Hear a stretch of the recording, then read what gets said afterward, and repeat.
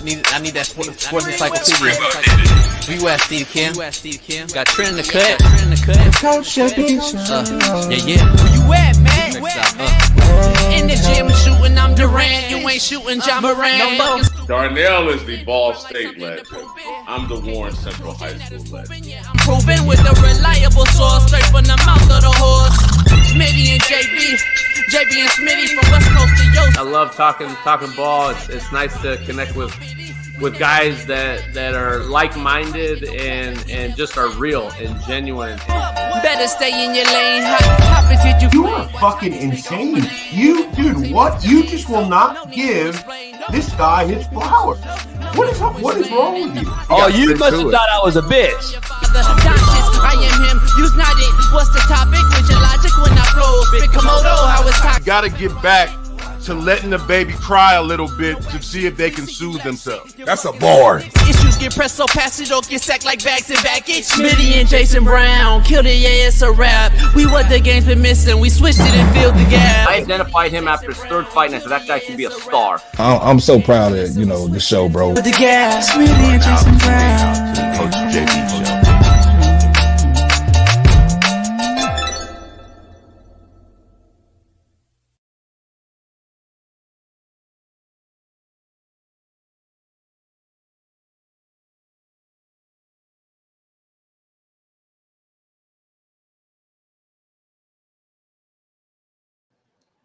What up, man? We are in the building. It is Truth Telling Thursday on the Coach AB Show with Big Smitty.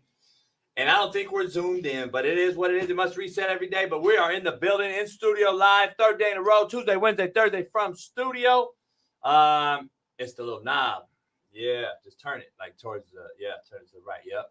Zoom. Oh, yeah. Look at that. We got production in the studio. Bailey on the ones and twos behind the scenes. We're doing it live, real. Zoomed in on my beautiful face. All you girls in that chat, hit me up later on. Private DM me.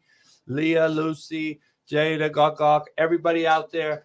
Shout out to all of you real ones. We are on X. We're on YouTube every single day. Appreciate all the fans, the fanboys, and everybody else from haters to dick riders to real true OG day one homies in this show. So appreciate you guys joining us, man. It is Truth Telling Thursday. Steve Kim joins us. We're going to break down tonight's Thursday night football. And I got the eye in the sky. Don't lie.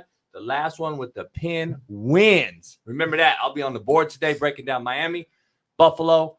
Tonight's game, we'll break it down using DV Sport, proud sponsor of the show. Shout out to you guys for allowing us to have this video that nobody else has on Planet ERF. At least can do it and not get copyrighted. So we got that action. So tune in. We need the biggest show on Planet ERF because there ain't no realer one than this one. So we're going to dive into it. We got a lot to discuss. It's Thursday night football. Bills, Dolphins, Tyreek Hill. Get to the stadium, son. Don't fuck this up. Don't do no stupid shit. Get your ass to the stadium and play the game. All right. You already got to gang baby mamas. You already got to gang kids. Stay out of drama. Stay out of fucking harm's way. Let's dive into it, man. After week one in the NFL, we witnessed what I said has been true for 4 years, which is a steady decline in quarterback play at the highest level, the NFL. But what do I know? 183 yards per game is what the average NFL quarterback threw for in week one. It's a bottom five ever. But what do I know?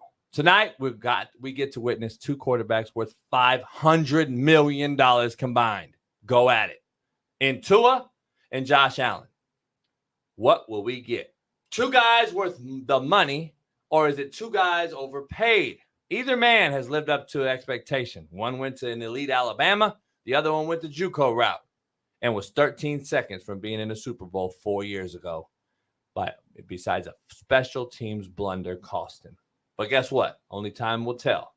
But if sparks don't fly tonight, just maybe, you will listen to me and realize that the NFL quarterback is simply not as good as it once was, or just not as good as you all thought they really were. Let's dive into it, man. We got a loaded lineup. Bills head to Hard Rock Stadium to take on the Dolphins tonight for Thursday night football.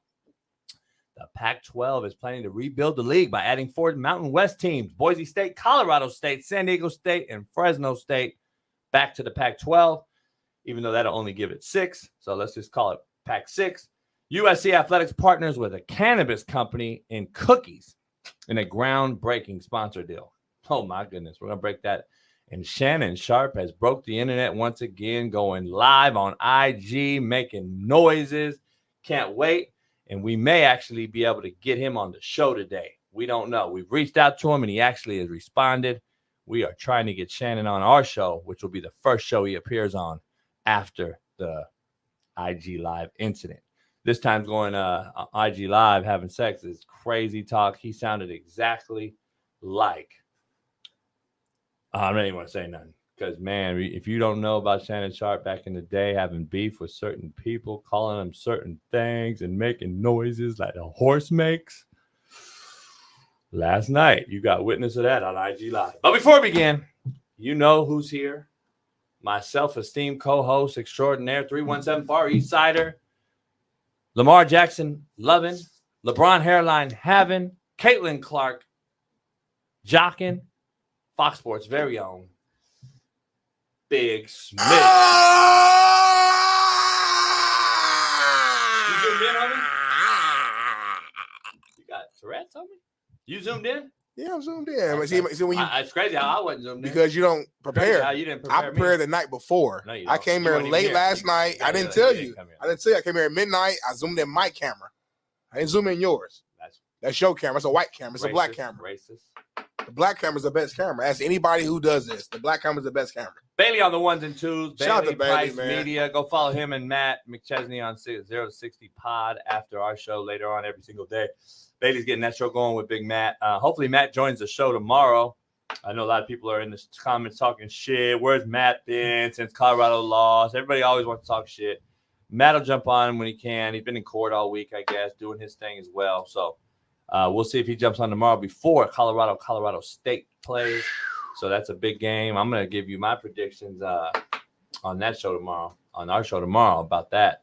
But we got a lot going on, Smitty. We got a loaded lineup. But before we begin, this show is brought to you by Prize Picks, BetOnline, and Winnable.com/slap-picks. Head on over to Winnable.com today. Download the First Down package and subscribe today and get on there with all the cappers. Jeff Nadu as well.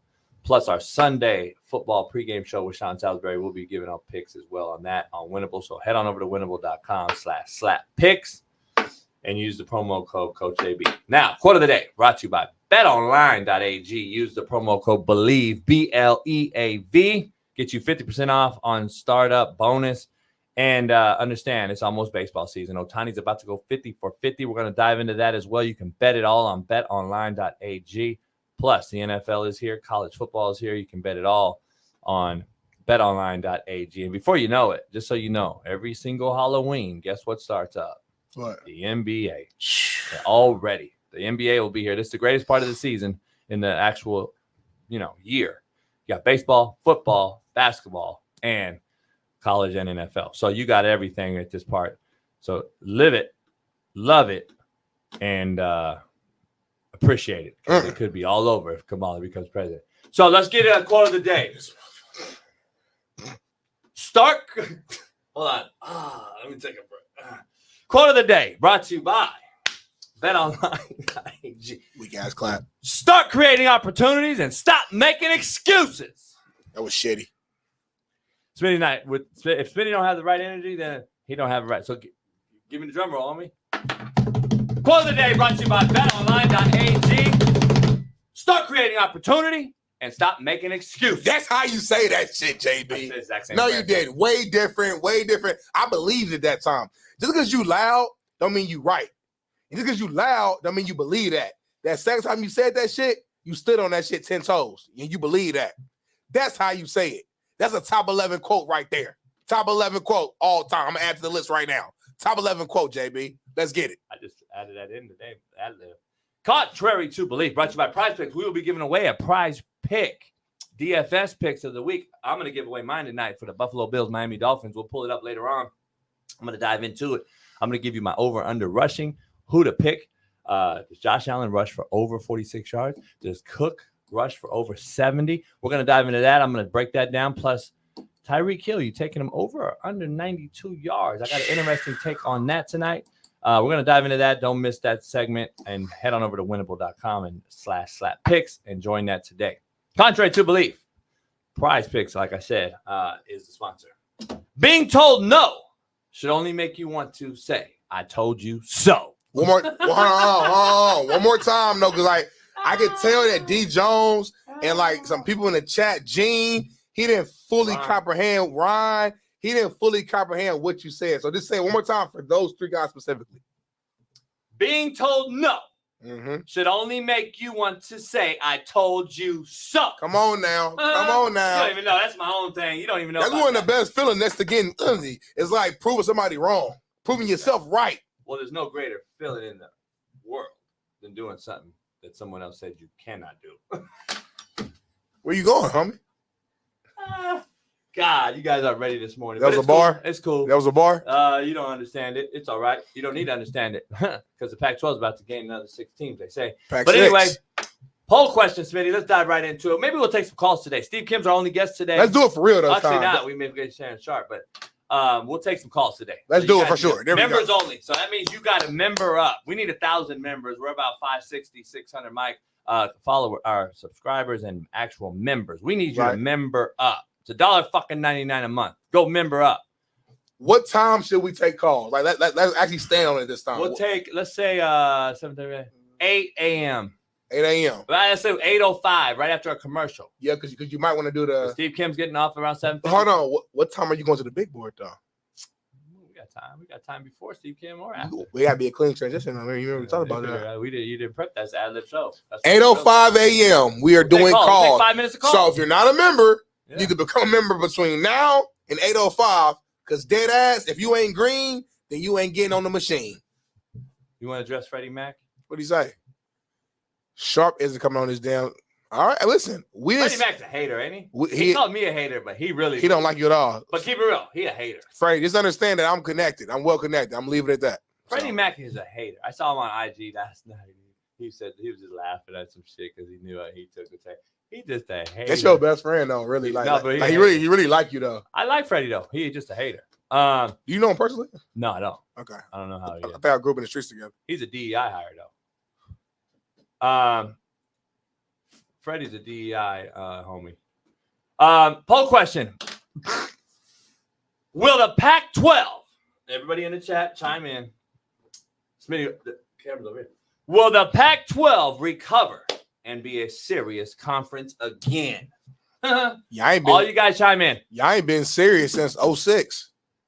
I'm from the Midwest. I ain't respected the Pac-12 since Reggie Bush and them left. I'm keeping it trill with you, keeping it funky with you. Y'all ain't been serious in a long game. Y'all wasn't serious last year. Well, Oregon's been to, 2 natties? Y'all ain't been serious in a long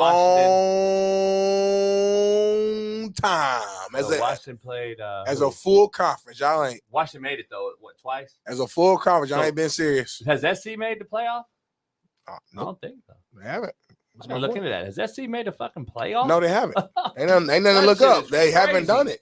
They haven't done it. SC made a playoff? Y'all need a change. Okay, but first of all, let me be real here. Boise is dead and gone and buried. Great running back, Genty. The Coach Peterson era has been over for a long, long time when Boise actually could beat an Alabama, beat a big-time program in a big-time bowl game like an Oklahoma, which they did.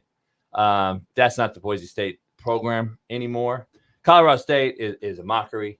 San Diego State is on the rise. Sean Lewis, my good friend Darian Hagan, one of my best friends in the world, who left Colorado because he didn't like what was going on there, went over to San Diego State. So right here in Cali, they've had some successful years under Rocky Long. Over the last few years, Rocky left, and now San Diego State's in a rebuild once again. And then Fresno. Fresno's always formidable. You saw a team like Fresno go up to the Big House in Michigan last week, 2 weeks ago to start the season, and actually play them really, really good for a Michigan team, which Fresno shouldn't be in that Michigan game. Ain't good, though. But Fresno always plays big-time programs tough. And then remember, Fresno lost their head coach 2 months ago, Jeff Tedford. So this is a program reeling. But I'm going to be honest, those 4 teams don't scare nobody. So if I'm going to be honest, no. This doesn't help us at all. And that gives us, what are we going to call this? The Pac half dozen? I don't like it at all. Just get rid of it. But guess what? Cal and Oregon State and Washington State are undefeated. And Cal beat who? Auburn. And Arizona State beat Mississippi State. While Smitty's up here talking about West Coast football, guess what they're doing? And USC beat LSU. And if UCLA beats LSU, somebody's going to get on here and eat some fucking crow because West Coast football is back. Cat. Now, if Colorado was worth a shit, the West Coast would be back. Well, one of them teams on this list right here that you can see is about to get their ass beat by Colorado. What if Colorado State wins this weekend? Seriously, what are you going to do? Don't ask me. I mean, at the end of the day, I'm not going to do it. Seriously, let's type a real conversation real quick. I'm a bandwagon fan. No. What is what are the real like what is the world seriously like the world gonna really think like what's the reaction do you think will it be all the brothers and sisters it can't be overreaction no more all the brothers and sisters is gonna just slowly softly kind of like the Homer meme when he goes to the bush like T.O. and them bouncing we're gonna just kind of slowly no more T.O. on the sideline. We're not gonna say no. I actually think T.O. gonna stay around. T.O.'s he's like loyal to Prime. T.O. and T.O. specifically T.O. and he's AB got Twitter beef going right now. Twitter, T.O. and AB.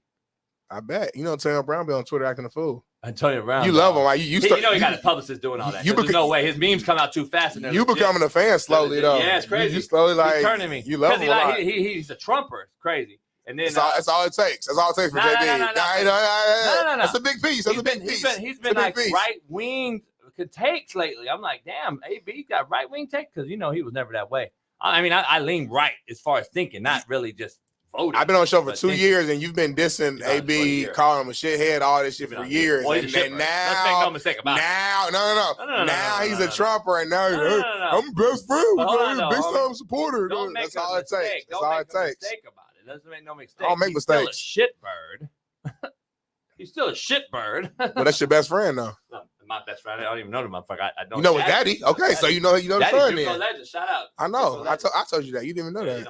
He's responsible. JUCO legend and Arena Football League legend too. Yeah, homie, let it be known. Yeah, but his daddy's responsible for bringing Jace Pierre-Paul and Levante David to Fort Scott Community College in Kansas. We all know that. A lot of you guys don't know that, but it is what it is. Smitty, so you're saying no, Pac-12's dead. I'm saying no, Pac-12's dead. You're saying the same thing. Yeah, I just like there haven't been a super serious conference in a long time. Not one person in the chat. Now it's been a stretch saying the Reggie Bush era. Like I would say, you brought up Oregon. Like when Chip. I know. I'm saying when Chip Kelly was there in Oregon. Like I would say that era, you guys were. I would say we took y'all serious, but what do you mean? SC was the most dominant team in the program. We took y'all serious. I'm saying we took y'all serious. We took y'all serious. But they were the most dominant team in America. It wasn't close either. But I'm saying it's 2024, homie. Go see what they did with the SEC teams. Pete Carroll been at 2 Super Bowls since then, and he's back at SC as a teacher now. So I'm saying like put up 60 on the whole SEC. You talking about some has been shit? Like you talking about what you used to be? Remember, the SC was before. I used to be a lot of shit, JB. But remember, SC was before the playoffs even. Of course. But there was a long time. Like the people in our chat who's 17, 18 years old, they don't know what you're talking about right now. That's how long ago it's been. That's too bad. That's half your fan base. Smitty, tonight we got the Bills and the Dolphins. We're gonna break that down. We're gonna get on the board later on, break that down as well. So we can save that segment, but let's talk about it first. Yeah, we can talk about it for sure. Tua and Josh Allen. But Tua and Tyreek Hill had a big game one. Of course they did. After the rest, that's what they're dynamic with. If you watch the game and break it down, we'll break it down today. But if you really watch the game, it's really bombs over Baghdad and Hamas. It's not really, take a curl route, throw a dig, throw a comeback, throw a curl. Like these motherfuckers, they don't do that. It's bombs over Baghdad, boom, hit them deep, and then after that, it is what it is. But that's not going to be sustainable. I don't understand why you cannot change. I saw a Colorado clip where the coaches are coming out saying we're going to push Shador under center. We're going to address the run game. I also saw Lamar Jackson in Todd Monken's clip last night that they're saying we're going to do some different things in the run game. You have to admit when you know you have a fault, they got to make a decision and make a move. I want to see what Colorado does in the run game this week. It changes the offense. I want to see what Baltimore does in the run game to mesh Derrick Henry and Lamar Jackson. I want to see this thing. You have to show me that you're changing somewhat in Miami, though, to win games when it matters, Smitty. Not in 89-degree weather at home and go on the road and go 0-11. He's 0-11 on the road, Smitty.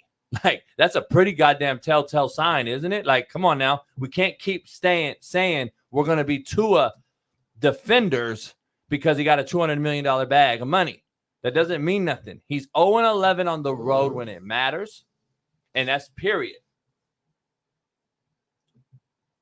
On the road in cold weather, homie. You gotta say more. I already said that. Say more. You gotta be specific now. Oh, he's 0-11 on the road in cold weather. Yes, that's what I said, motherfucker. I'm gonna tell you, I'm your brother. What's his record overall on the road? 12-13. 12-13. He's still losing record.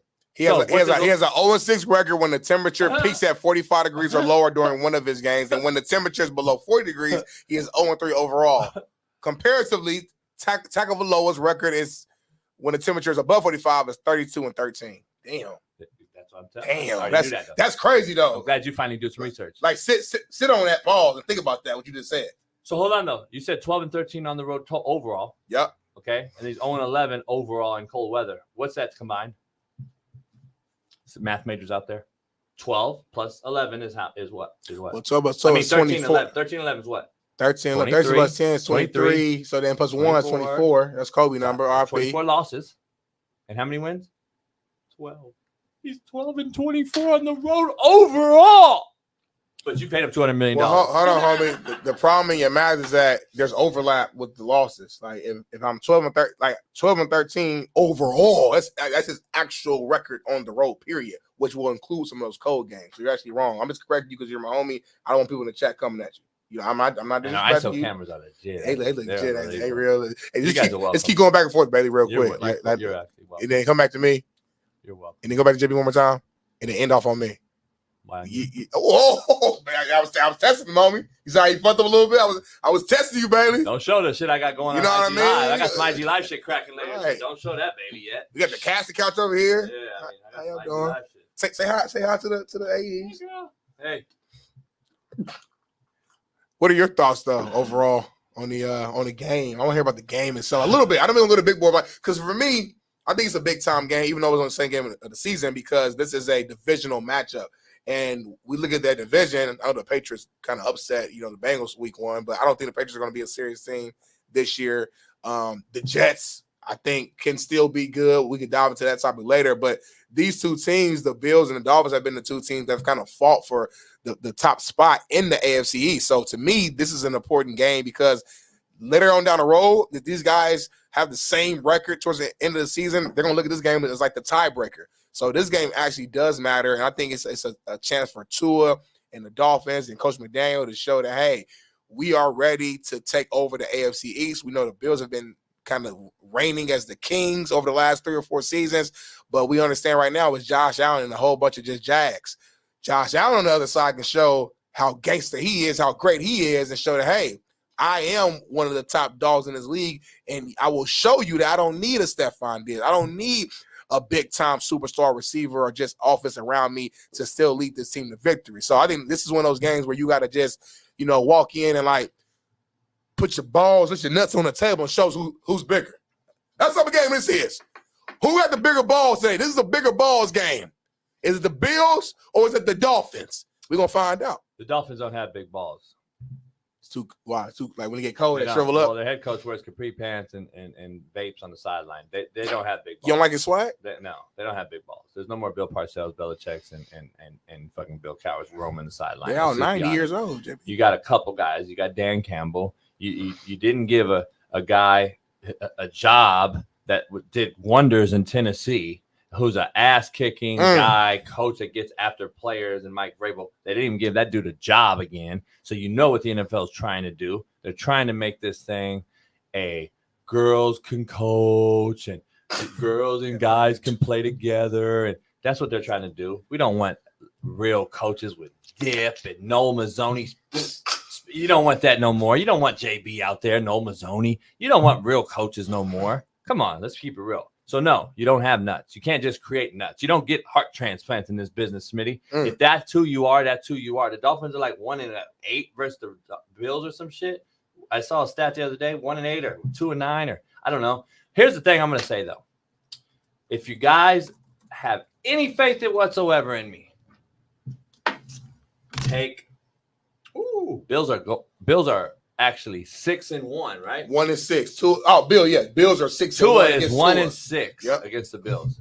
Tua is 1-6 versus the Bills. If you listen to what I have to say, I'm telling you something tonight. Jalen Waddle will go nuts, and Tyreek Hill is not the play if you're betting DFS. I'm telling you right now.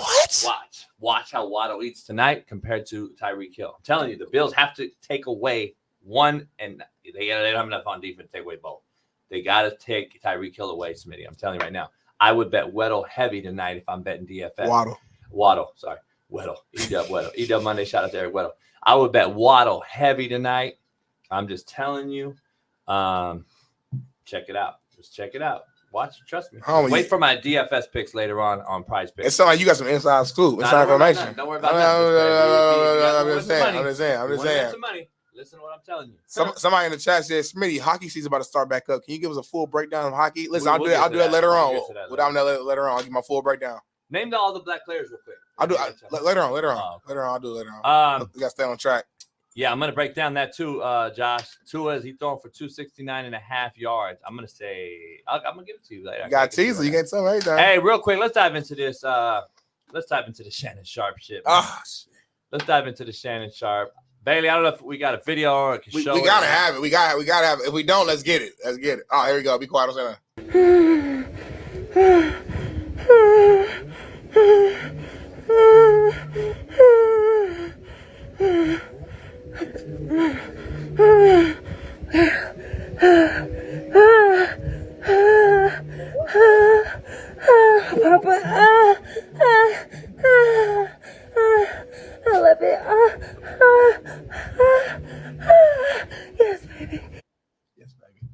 So there's another. So basically, if you can't, like, no rush at all.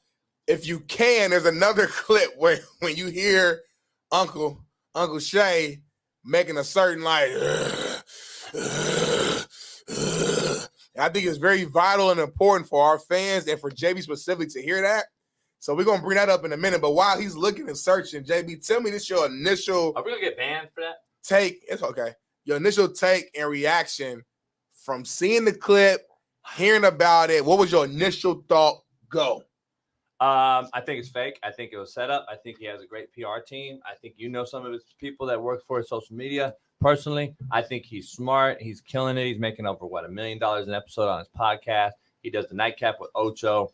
I think that it's a setup because I think he knew. So when you came out and says I was hacked, we knew that wasn't true because I heard his voice, and I was like, wait up, that shit wasn't hacked. Number one. Number two, coming out with Ocho after he told Ocho you're unprofessional for being late, and then coming out and saying, you know what, I try to be professional to start his show last night. Guess what? He had 200,000 people live on his nightcap. I think that was just a viral moment for his nightcap show to blow up with Ocho even more. And I think that shit was what it was. I think that was clearly a setup. There's no way in the world because, listen, Smitty and I tried to go live on IG before the show, just acting like we threw it down on the thing, and it just ironically pulls up IG, slides over to live after you go to video, pictures, panoramic, and then it goes to live, and then it clicks live, and then it goes on your live.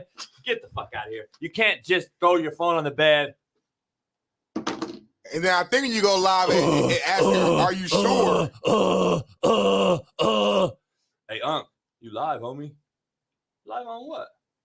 You live on IG. What? With who? Doing what? Homie, you got to figure it out. It sound like you having sex on there, Come on, homie. He said he got pissed off. Come on, dog. That shit ain't no fucking ironic. That shit's a big money maker. He's richer today than he was yesterday. Fact or cap? Fact. Thank you. So that is what it is, homie. There ain't even no debate. You can't just go live on IG. I can't even fucking go live. I don't even know how to go live. It's so hard. Do it right now. I'm gonna do it right now. Like, try to go live right now. It's so hard to go live on this motherfucker. Tell me every step so the fans can know. Hit the plus sign. Hit the plus sign. And then it has post, story, real, live. So you got to slide over to live. Okay, slide over. Then you got to hit this big ass Press button. it 1, 3, 2, 1. Check the connection. So if you ain't got no Wi-Fi, you can't even get on that thing. Now you're alive. Damn. That's too much of a process, homie. It ain't possible. It literally ain't possible. Let's see what it does real quick. And then it takes, take a minute to get the followers going. We're telling your followers that you're live. Like, they don't even know you live yet. Listen. I think it's a setup, but I don't think Shannon did it. I think the girl did it. The girl. I think the woman took the phone. You don't think you would have known? No, she naked, homie. She getting naked. She ready to go. Homie, hold on, time out. You know that cat is undefeated. Come on, homie. She was over there riding him. His eyes rolling in the back of his head, slobbering, drooling. She reached to the side, grabbed the phone, and did it. Hey, Instagram Live. Do y'all think that Shannon Sharp went live on accident? Fact or cat? No, he couldn't. I don't think Shannon knew. It was an accident, but Shannon didn't know. We're on YouTube Live right now on the show. The woman knew. Come on over to YouTube. All right, here we go. Betty found the clip of the back half of the sound. Play it. Play it.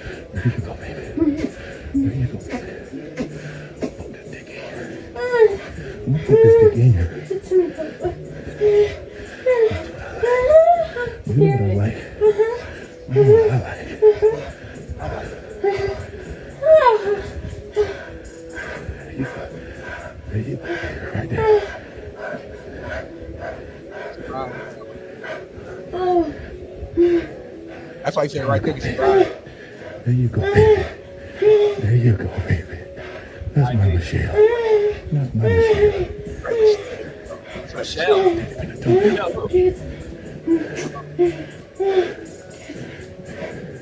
It's coming up. I know it's a long clip. Hey, IG, come on over to YouTube, man. We're showing live.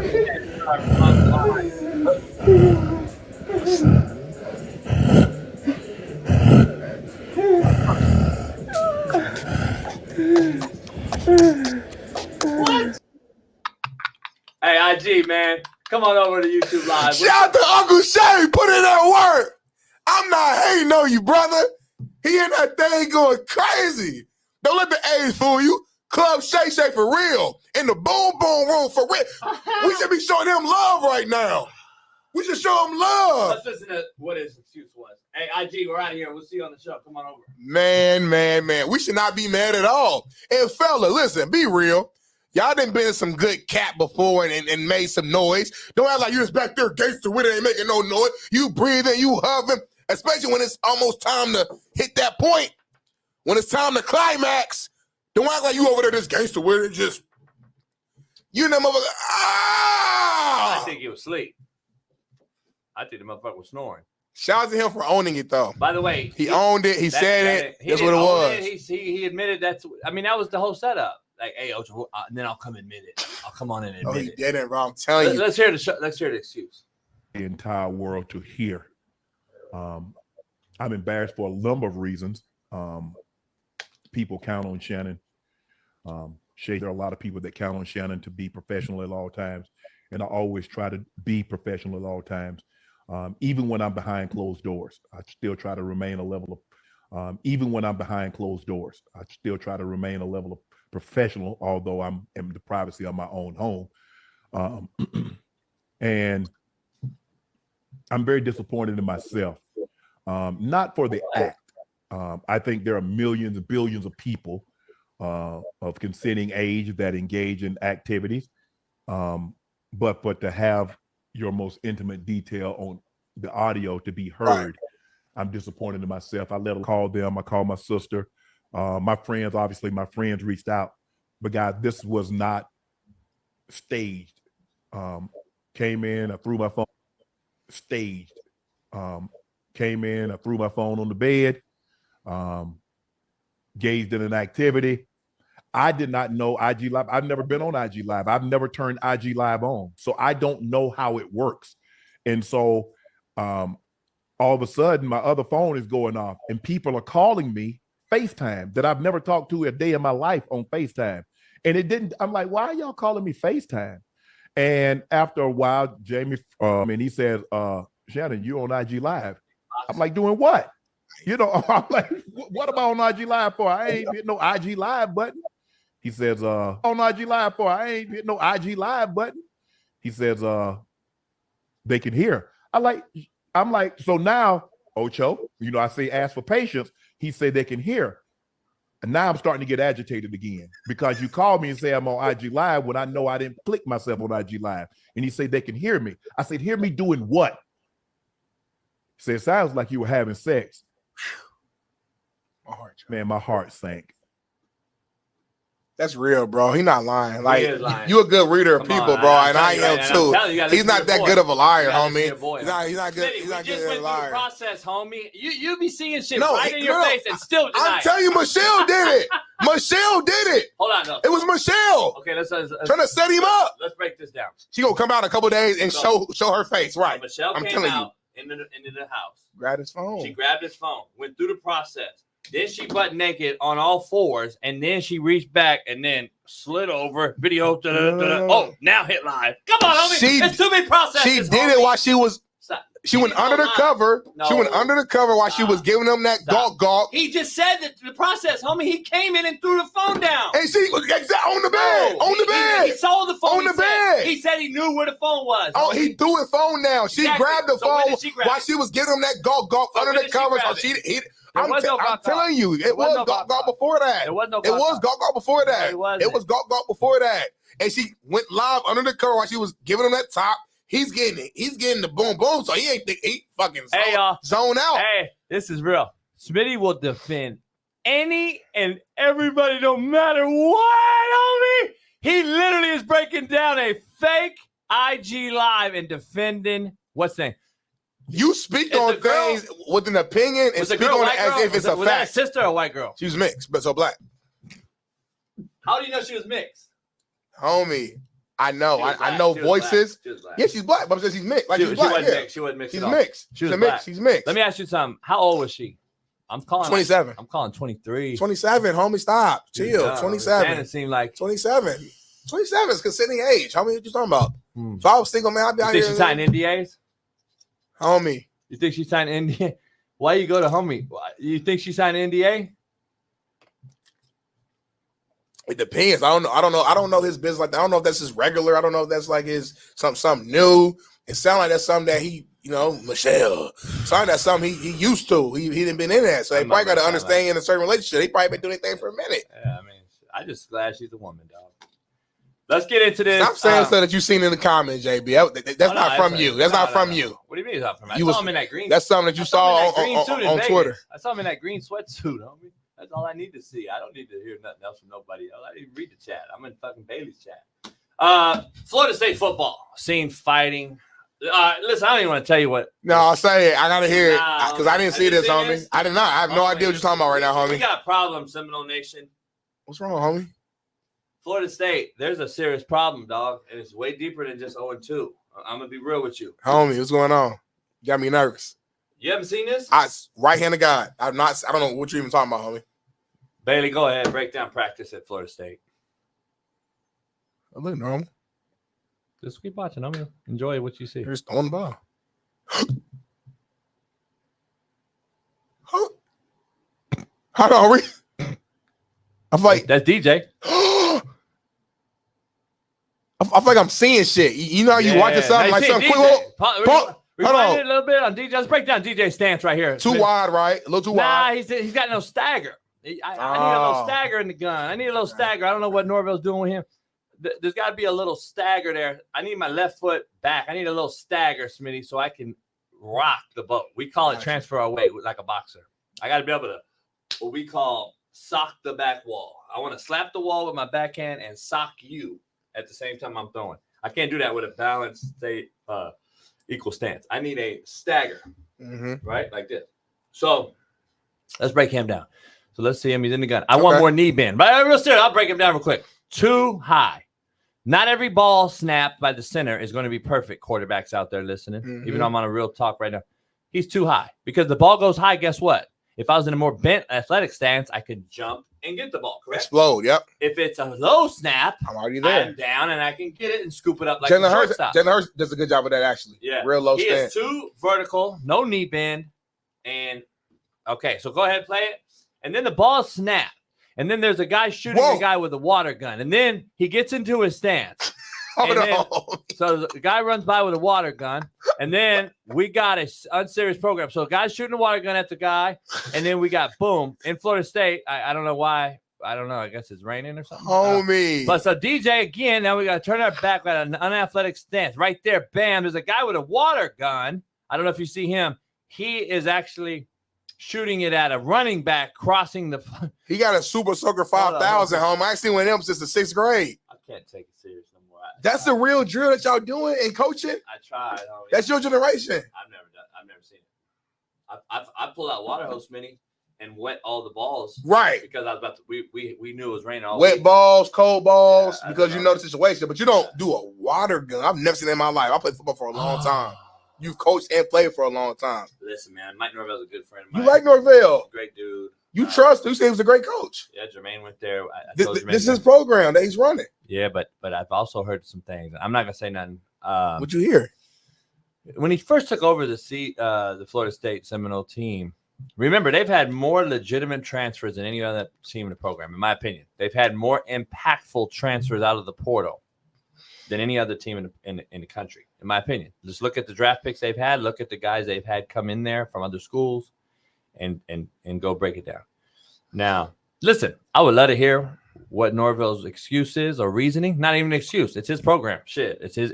Fuck, I'm doing what I do. That's what I would say. I would tell all of us to get fucked. That's just me. So I'm not gonna question Norvell and what he's doing. It just optically, we're just clowning on a show, fucking around. Optically, listen, that's a punt returner, okay? And I want to be clear. I've done a lot of drills. Usually what I do is a towel under the arms. So usually my punt returners carried a towel. The towel was under the armpits. That way, guess what? If the towel drops, you had 100. You had a 10 110s. Oh, so if the towel drops out of the punt returner's arms, then you had a 10 110s. Why? Because it keeps your elbows tight. So the ball you catch goes whoop. So I did towel drill I've done towel drills in special teams forever. That avoids this. And what do you see on punt returns? Ball goes where? Straight down the middle. Whoop. So if you return that, you can see that's a punt returner. Now, I don't understand the water fucking gun shooting at the punt returner. It doesn't do anything. Smitty, what is that doing to the punt returner? I'm assuming it's going to be raining that day. It looks like he's shooting water in the eyes. Yeah, like in his face. But rain ain't going to hit him like rain that. Rain going to come down. Not with a B210 water pistol, right? Right, exactly. That's what I'm saying. Like, if you're going to do it, shoot up, right? And get the timing, and then let the water come down. Like, if you're going to do it, make it make sense, homie. Rain comes down, don't hit you in the face like this. So I don't understand. Like, I guess he feels like being devil's advocate. If he could catch the ball with this type of distraction, with me shooting in his face, then he damn sure can catch it in any type of condition on Saturday. Rain, sleet, hail, or snow. Break this down. Break this down. Okay. Formula 2-time. Worst audio on YouTube. Shameful for one of the best channels on the tube. Shout out to you. I mean, that's real life breakdown. Yeah. Is that positive? Yeah, I think it is because like he's saying we're the best channels. We gotta get better. I'll be real. I go back and listen, and you sound better than me. Yeah, I don't know why we're on the same. Like we're on the board. I don't get it. It's just like it's a black thing. It's just like how we talk, our delivery. Like we got something within our melanin that helps our. But we're not the worst audio because I've actually heard worse. So D Jones, we don't say Paul. Pull D Jones. We don't say Paul's D Jones. That's old stuff. We used to say it. We don't say it no more, man. We grown ass men. We don't even think. The fact you thinking that way, D Jones, concerns me. The fact that your mind is going in a space and you feel like you need to say pause concerns us. Let me turn it like you. Let me tell you. How's that sound? Sound better? Because Smitty's mic is sideways. Does that sound better? Sounds perfect to me. See, I hear a lot of people say it sounds perfect. I hear a lot of people say I don't know. The problem is you let one or two comments. I don't know what homie's smoking. Audio clear on my end. Thank you, Smitty. Doesn't even cross my mind. JB, you could throw larger sizes on the JB. Thank you, Hector. Hector said we super clear. Your mic isn't close enough. See, Vince, that's the OG. Sound is good. Could be better, sure. He said, can you make larger sizes? They say much better now. On the JB store show? I saw it, homie. Don't get me started. Keith Smith, pull up Keith, please, man, if you can, or somebody. He said, I saw it, homie. I don't want to. Pull it up. No, we're going to address it. Right there. Go down. Go back down. Keith Smith, my cousin. Shout out to my cousin. JB, can you make larger sizes on the JB store? What's your response?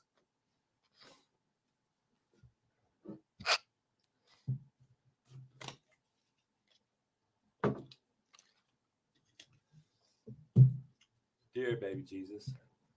Lord, I try not to go at Big Keith. He has the nipples the size of chocolate chip cookies. And I don't understand why Chips Ahoy nipples are acceptable in today's society when he wears white T-shirts and his nipples bounce off his kneecaps. Lord, I don't understand it. I've tried to address it and stay away from this topic with Big Keith. He's from Iowa, the only brother in Iowa. I'm trying to actually stay positive with Big Keith. Listen, Big Keith, don't make 9XY, homie. I don't have a 9XY, Lord, unless Jesus can give me all the cotton in the world and polyester and leather. I cannot come up with a 9X extra wide short bottom. I don't understand. Keith's 5'9", 480. I don't get a hoodie that size for you, Keith. Keith, also, you need custom titty outcuts. I don't make custom titty outcuts in our hoodies. That means they look like cone titties. I don't make those. Those are girl for shirts for girls. I don't have those. I make them for AAEs, 36 double D and up. You are a 46 triple E, son. I don't make it. Lord, please address that with Keith. Have him, let him know we like him on the show, but he has to shut the fuck up. Sorry, Lord, for cussing in your presence. Your name, Jesus' name. Amen. So listen, we don't make that, homie. We don't make that.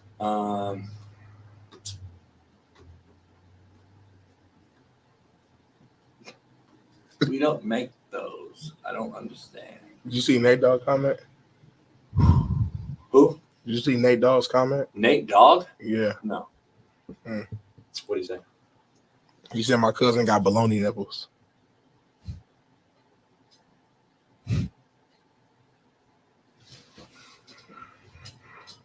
So like the whole piece of bologna? With the little red thing around it, you had to peel. That's his nipples? That's what Nate Dogg said. I also saw a picture of him, dog. Like his teeth are not the greatest. He looks like I'm not even clowning Keith. You got to go to the dentist. But listen, oh my god, it looks like you just eat Snickers all day. He's just in that phase. He's learning himself, figuring out who he is. This motherfucker eats Snickers, homie, and just keeps it in his teeth. Have you ever ate Snickers and see what? Have you ever ate Snickers and just leave it in your mouth, homie? This motherfucker's teeth look like he ate Snickers, and it just has the caramel part, the chocolate, and then the other part, and it's just in his teeth. I don't get it. Keith, you good, homie? Just go ahead and take care of yourself. Keith, stop fuck with me, Keith. We all got flaws. I take it to Jesus, homie. I got Jesus, homie. I don't know what you got, but stop fuck with me. Let's get to sports, homie. We got a lot going on today, Smitty. You keep bullshitting and sidetracking and going about this whole fucking IG live shit. The bottom line is the football water drill. I'm not a fan. Don't know what it is. Never heard of it. Never seen it. Sorry. Apologize. I've never seen I've never seen that in my life. Foot fucking. Smitty, you ever seen that before? I've never seen that in my life. Let me ask you this, though, on a separate topic. We had somebody on the show yesterday who said they believe Florida State's going to bounce back and win the conference. Crazy. Coach Fred. Shout out to Coach Fred. Do you believe that there's any chance, based upon their current schedule and the remaining games, that they have a serious shot of bouncing back with DJU, your guy, at the QB position, Mike Norvell, hell of a coach, and really bouncing back and winning this conference? Is that possible? No. There's no shot. And why is that? Quarterback's not good enough. Shout out to DJ and you and all the family. He does have the it factor, man. I love him to death. Love the family. Greatest fucking character kids in the world, but he doesn't have the it factor. Coach Norville's is made a bad pickup in this portal. He's probably realizing that by now, I'm sure. He had opportunity just like Michigan did, though. Let's be clear. Michigan didn't have a quarterback either. That is going to be the ultimate deal. But if you look at the roster, Smitty, I looked at the games and they're just not uber talented in a lot of places. They got good O-line, good D-line still. I don't see a lot. Like they got really good wideouts, but they're negated. They're not even out there doing nothing because you can't get them to rock consistently. They look like Clemson day one. So I don't know. But there's no way. There's no way. I don't see him beating Louisville. I don't see him beating Miami. I don't see him beating Syracuse. I think Syracuse, North Carolina. You're going to face Virginia. later on, maybe Vodtech. I don't know. I don't see it. I don't see it. And I don't even think the division's that league's really good. I agree. I see them going like 6-6. I think they'll be bowl eligible. I think they'll go 6-6. DJU won't play in the bowl game. He'll start preparing for the NFL. 6. Yeah. I mean, think about what you just said. They're 0-2, right? You said they're not going to be Syracuse. That's a loss. Louisville, that's a loss. North Carolina, that's a loss. That's 5 L's right there. So you got them at least, at best, at 7-5. At best, you got them that. So I'm giving them one more loss on that schedule because things happen. So, yeah, man, it's crazy. You have all these big time players. What are these quarterbacks going to claim? What are they going to claim on their later in life when they got kids on their lap at the house? They're gonna lie to them, of course. What school are they saying they went to? Oh, I thought you meant like what are they gonna claim as far as they're playing on the field? Where's your diploma going to read from, and then how do you declare and dictate where you went? I mean, hey, Dad, what college did you go to? Where'd you graduate from? I went to Texas, Utah, Florida State, LSU, Utah State, Arkansas State, Michigan State. Then I left there and went JUCO, and then I went because COVID gave us 7-year extension, and then I wasn't even a high school qualifier. I didn't even have a 2.0, but COVID let me in. And then I went back and I graduated and I got a degree from 6 different institutions. And then they told me I had another year. So I went back for my 8th year. And then I threw for 90 yards. And then I went to the NFL. And then I was horrific in the NFL. And I should never have started in Jacksonville. And we were horrible. And then I got cut for a Chico stick and string cheese. And then I left there. I went to USFL. I was part of the kickoff team there. And then I played arena football in Biloxi, and then I started coaching.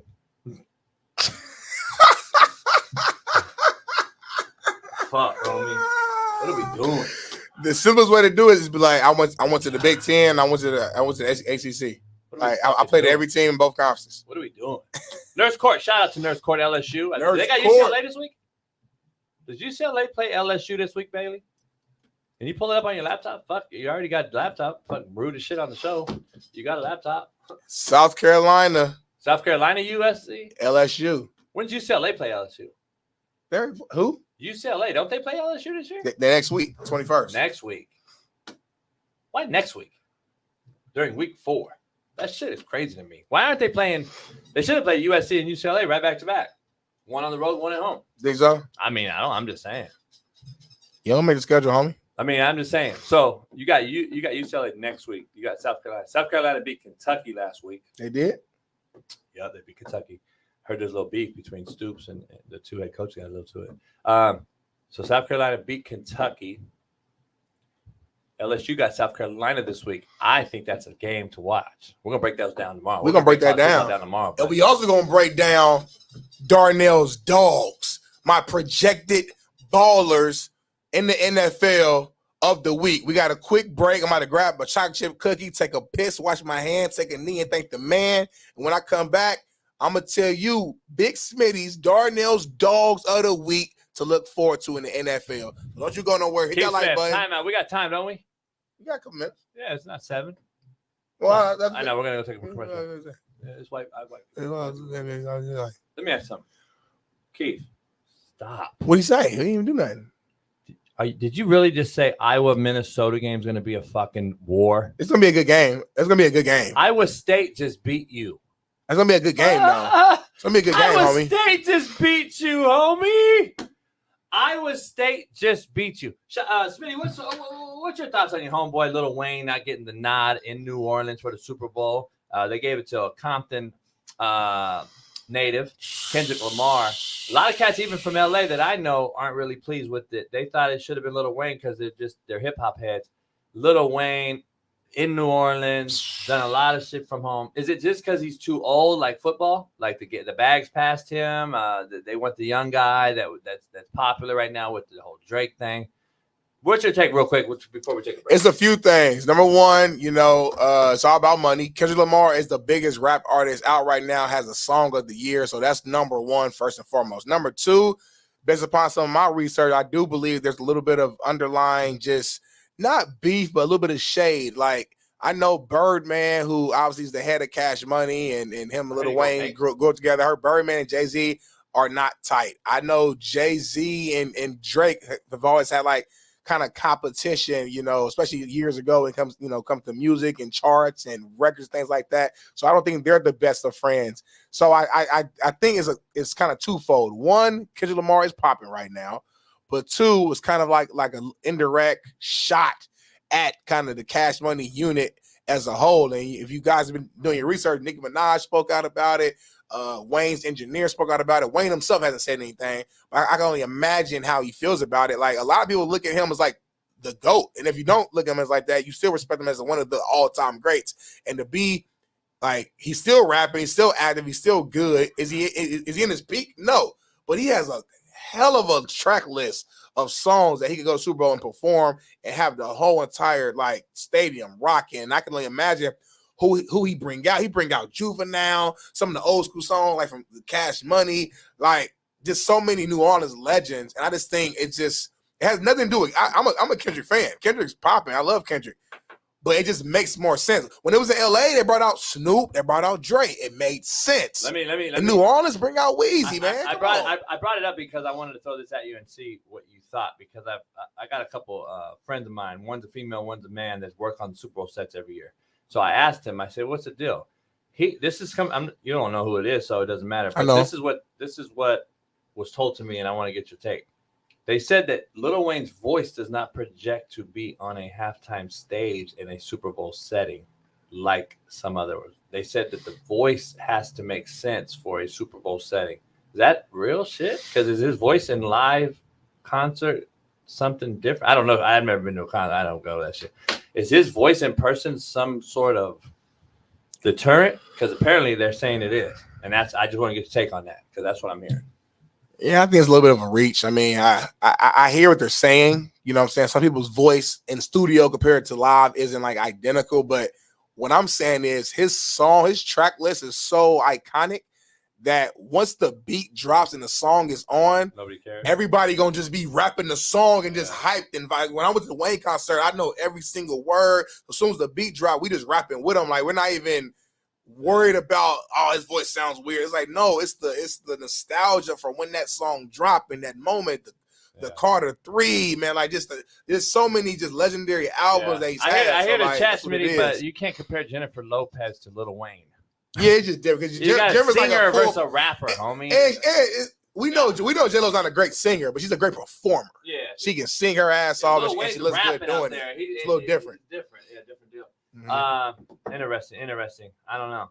Crazy. I think it's actually over. It's because of his age. That's my first. And people say, well, why don't Kendrick bring out Wayne? I was like, I hear you, because they got a couple songs together, but that's a weird look. Kendrick is gonna definitely play Not Like Us for sure. Yeah. That's a diss to Drake. Drake is Wayne's guy. Yeah, so it just too many. It's just unfortunate. The timing sucks. Because I would love to hear Mona Lisa. The real ones know Mona Lisa, Wayne, Kendrick Lamar, and they probably won't play that song at Super Bowl because the song is talking about, dudes getting jacked and setting them up and using the woman instead of. But I'm saying they got some songs together that I would love to see them together, but that probably won't happen either. So shout out to Wayne, man. I'm gonna get him on this show to talk about it. Mona Lisa sucks, Whiteo said. So white boy, respectfully. Eminem. Yeah. Whiteo. Vanilla Ice type dude. Who won? Whiteo or my boy Parker? I was knocked out. The streets was kind of split. Parker, because Parker's son, one of the best players. Parker delivery was stronger. I don't think people realize Parker, because the cats are like, I fuck with Parker too. Yeah, Parker don't like. That's my homie. Like, his delivery was that. Only problem with Parker, he kept repeating a phrase. He kept saying, "Last time I checked." Every setup was last time. I'm like, all right, Parker, you already checked. Homie, like, stop checking. But the actual boy, they was going back and forth though. Whiteo held his own. TJ said the OG won. TJ too nasty. TJ too nasty wasn't even there. Hey, let's dive into a commercial break. We'll be back and forth, break down some football, some film, take some Darnell callers. Dogs. Hey, we'll take some callers too. You better become a member. 805. Peace.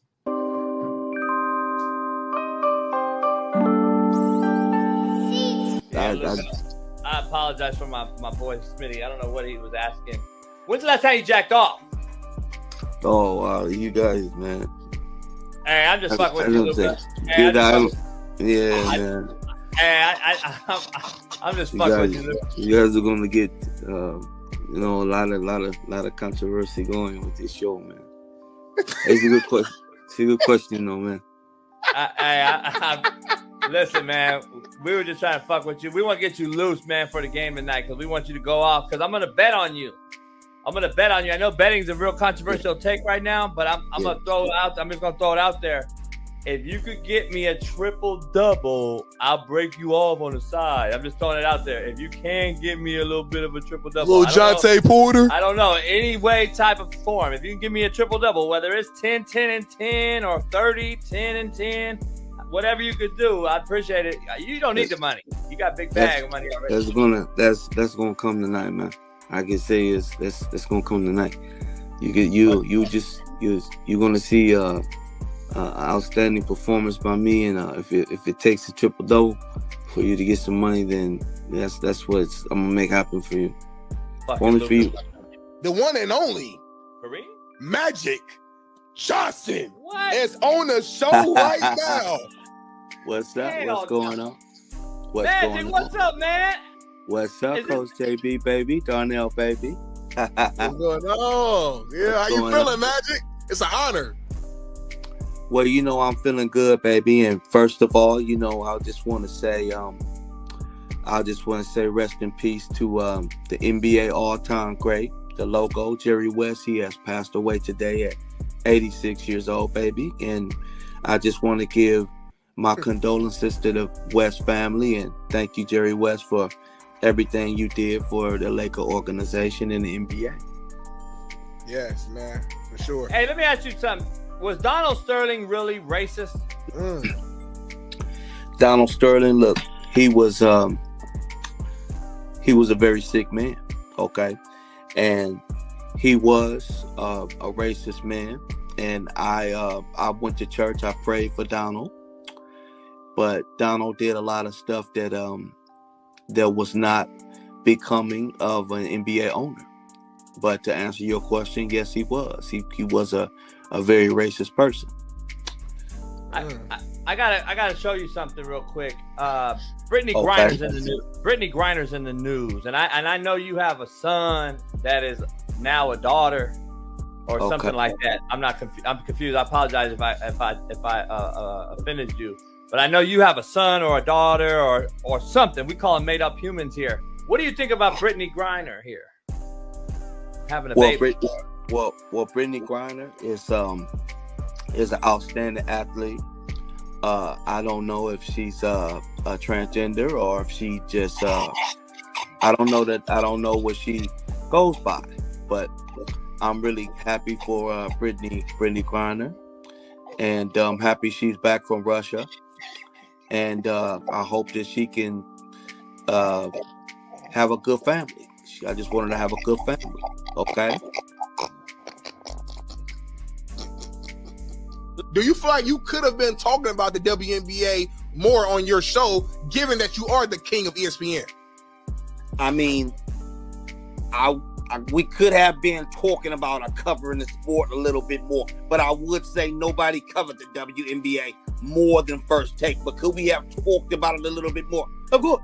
Of course we could have. But as far as what you just said about Caitlin Clark being elected to the WNBA Olympic team, let me be very, very clear.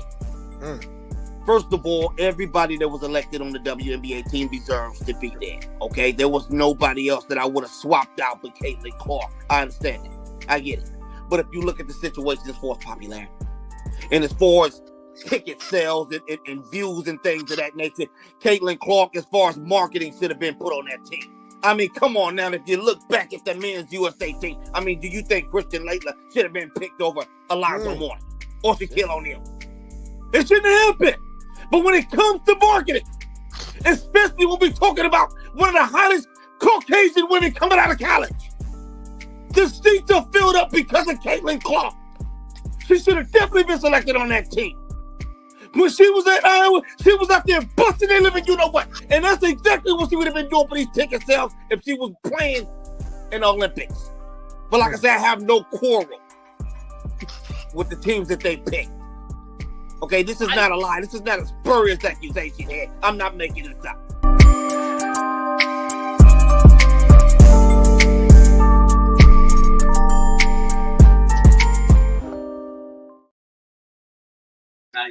Yeah, y'all know what time it is, man. The first edition of Darnell's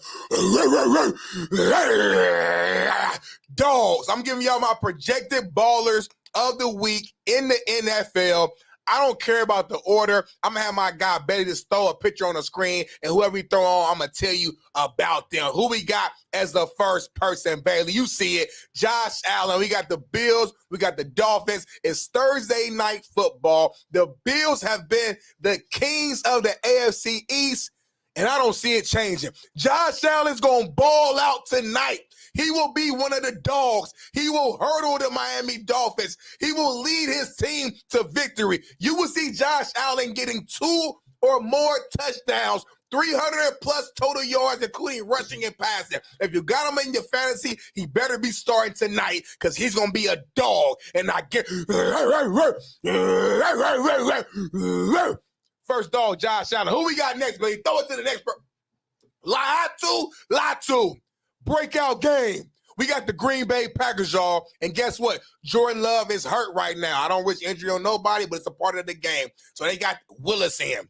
And Willis going to be running for his damn life because Latu is about to show up and show out. I'm projecting 2 sacks from the rookie DM this weekend. I'm telling you right now, if you are better, go to Prize Picks right now. Put money on Latu to get 2 or more sacks because he's going to be one of the dogs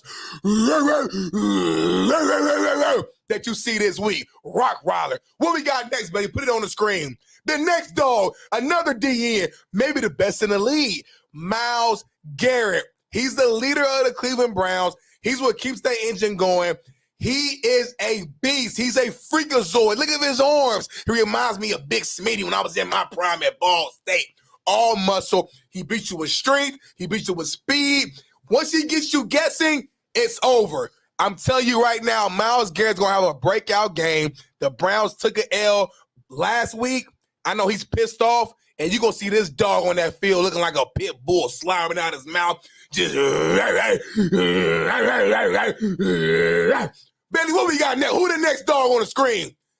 Chris Jones. I know y'all thought it was Lamar Jackson. I know the chat thought I was going to say Lamar Jackson, but I'm going with Chris Jones, the best interior D lineman in the game today since Aaron Donald retired. Chris Jones is literally unblockable and unstoppable on the inside. I don't know why she's put him at DN. I know they're trying to move him around and get matchups, but no, he's a 3 technique. Let the dog eat at the 3 technique.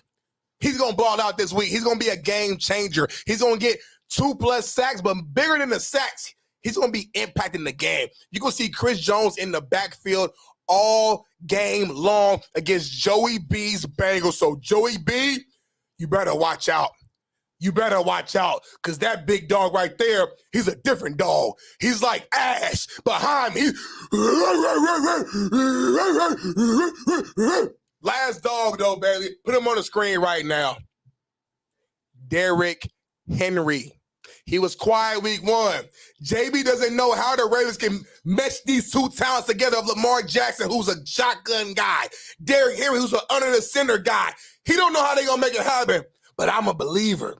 I'm a believer in Derrick Henry. I'm a believer in that O-line. I'm a believer in that run game. And Derrick Henry will run for over 100 yards this weekend. Those are my 5 dogs going into week 2 of the NFL season. I'm sweating right now. JB, you got paper towel, JB. I'm over here sweating because that's how much passion I got for these dogs. Thank you, co-host. I appreciate you. Bring them back on.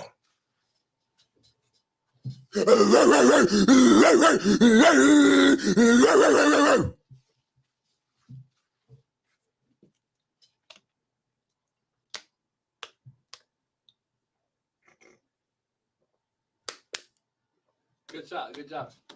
I need a 5-minute break. Take off for a minute. Brian K said cringe.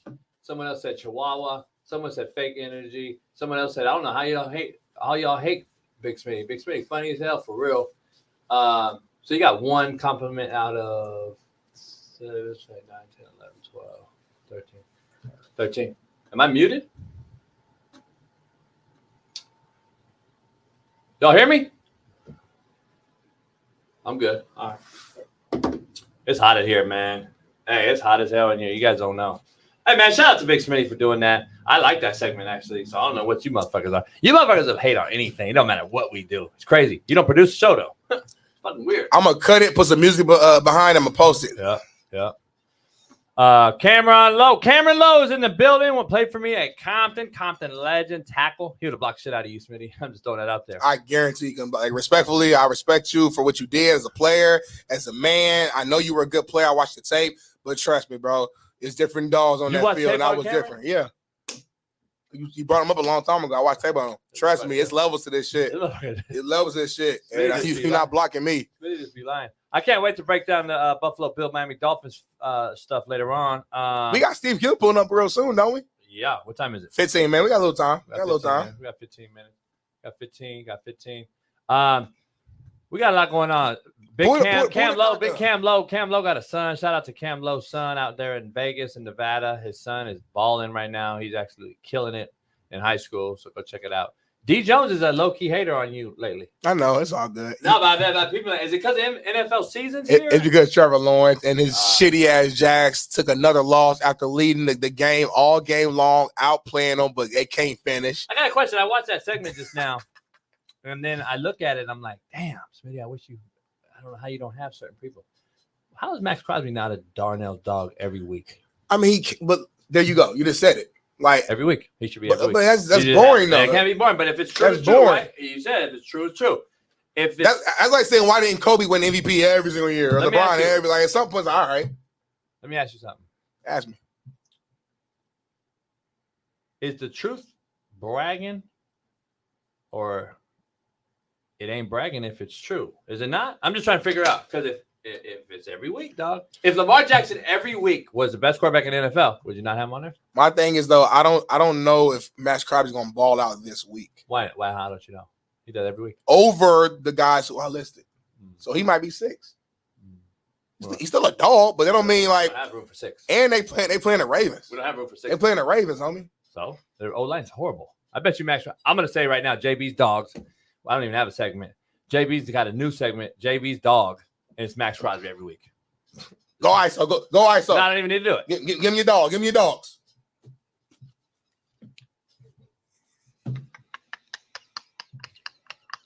But if that's the case, though, it's going to be Myles Garrett.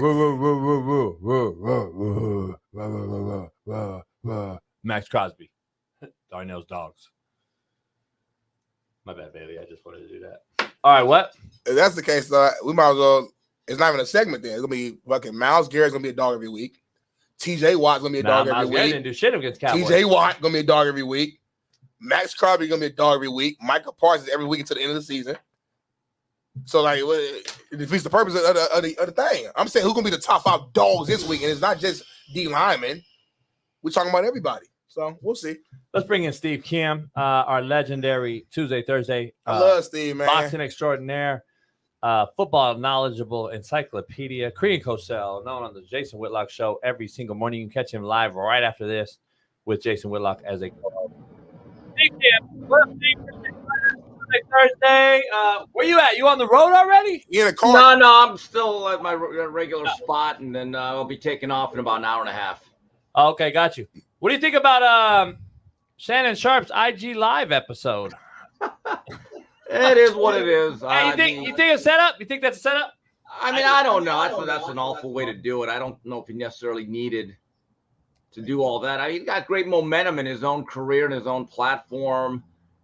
You know, here's the problem. If he sets it up, he may have put his ESPN job in jeopardy. I know, and that's what. But I told Smitty that I wanted to ask you that. But seriously, he's a part-timer on ESPN. He makes $1 million an episode on his own podcast. Does he really need ESPN? I don't think. You know, that's a great question. But you know, that job may have importance to him for whatever reason. But you know, I think Shannon Sharp may be the one person in America when he thinks of 9/11, he ain't gonna think of the Twin Towers from here on out. Hey, I don't. It's funny. I don't get it. But you know, there are some theories. People aren't necessarily buying into it. Yeah, but I don't. That's an embarrassing way to kind of Ray J and Kim Kardashian yourself. Jeez, you know. I don't know, Smitty. Like I don't know. Anyway, that's not even a discussion today, but with you. But I'm finding it's funny because I just think you can smoke weed on ESPN, but you can't have sex in your own house. That's what I want to see if they do actually fire him. That's going to be interesting. But I don't know. I find that very interesting. Smitty went over your head. You didn't get it. I get it. Steve, let's dive into this Pac-12 thing. I got to ask you, man. The Pac-12 is now going to be the half dozen Pac-6 with 4 teams that I don't really find very interesting. My let me tell you like this. My zipper don't move. I'll tell you right now. My zipper ain't moving. I'm not very excited. Colorado State is not a very good football program. Boise State is not the Chris Peterson-led Boise State that beat Oklahoma and Alabama. We know this. Fresno, Jeff Tedford resigns 2 months ago. They go up to Big House in Michigan, play them tough. And then you got Coach Lewis, who just took over San Diego State. Those teams don't excite me on the West Coast, even though, Steve, Wazoo, Cal, Arizona State have gone out to the SEC and won games and are undefeated right now. This gives us 6 teams in the Pac-12 or Pac-6, whatever you want to call it.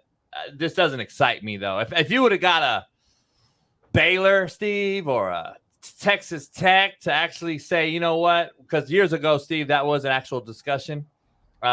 Maybe still Utah back.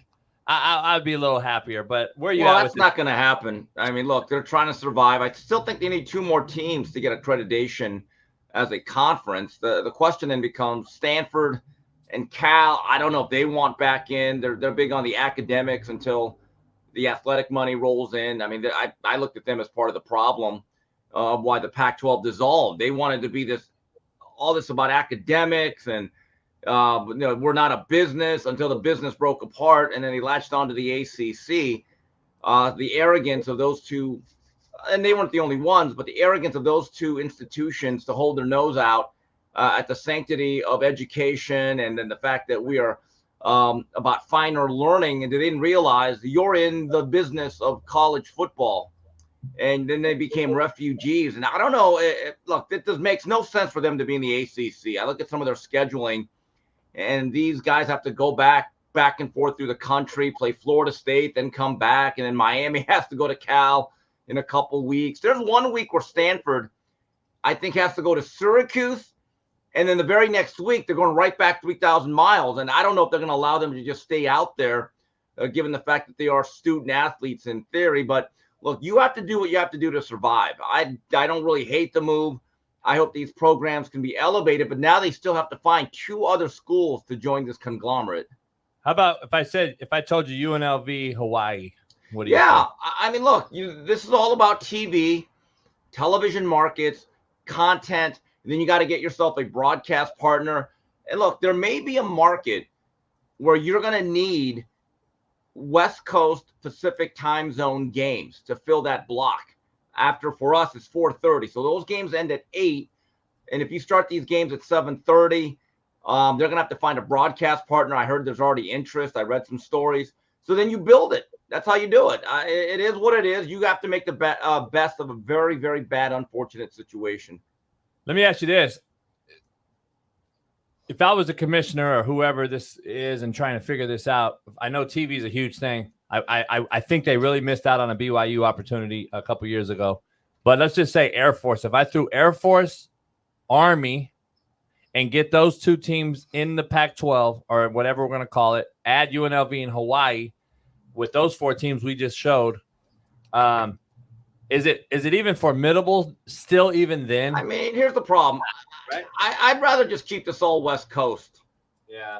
Why are you adding Army, Navy? They're kind of like they're 3,000 miles away, and these teams probably don't have the unlimited budget. You know, I still believe Air Force would be the team, I guess. Then. Yeah, but I still believe that conferences should be geographically centered, but they're not anymore. It is what it is. But I don't know if Army and Navy even really want to be in a conference. I don't know how they feel about all of this. I mean, they have different priorities, I think, than most Division I football programs. So, Steve, what's happening with the Mountain West? You're so much knowledgeable. No, I'm really not. I watch games. I'm not an insider. I'm just a guy that watches games. No, but whatever happens. But geographically, though, like, so San Jose State, Air Force, Colorado State, all those guys are still the old Mountain West, correct? I assume so. Look, Coach, There's nothing we can do about this. Just lay back, and whatever happens, happens. Like boxing fans always ask me about fights happening, and I said, guys, I no longer care. Whatever they schedule, I will cover and get paid for. And enjoy it or not enjoy it.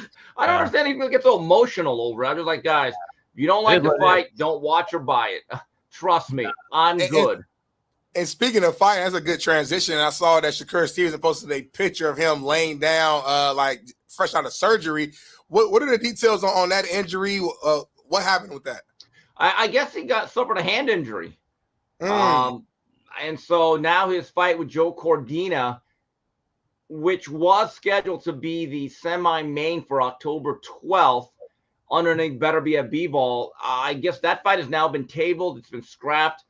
And he is now talking about fighting William Zepeda in February. But again, we'll see if Golden Boy and William Zepeda are on the same wavelength. And now Golden Boy has a show with Riyadh Season and Turkey Al-Sheikh in November. And Zepeda will be on that card. So maybe that is the plan. But again, until I see Zepeda and his management actually sign off on a title fight, I'm becoming a little bit skeptical of all this talk. I like Oscar De La Hoya. My biggest problem with Oscar is he wants everyone else to be old school, take on the greatest fights. We have to fight the best, except when it comes to his guys. Oscar, you want to act like the commissioner of boxing, run your company first. Be the example for everybody else, because William Zepeda is the #1 contender in all 4 sanctioning bodies. And it hasn't been just for 2 minutes. Start pulling the trigger on a fight that's meaningful for this guy.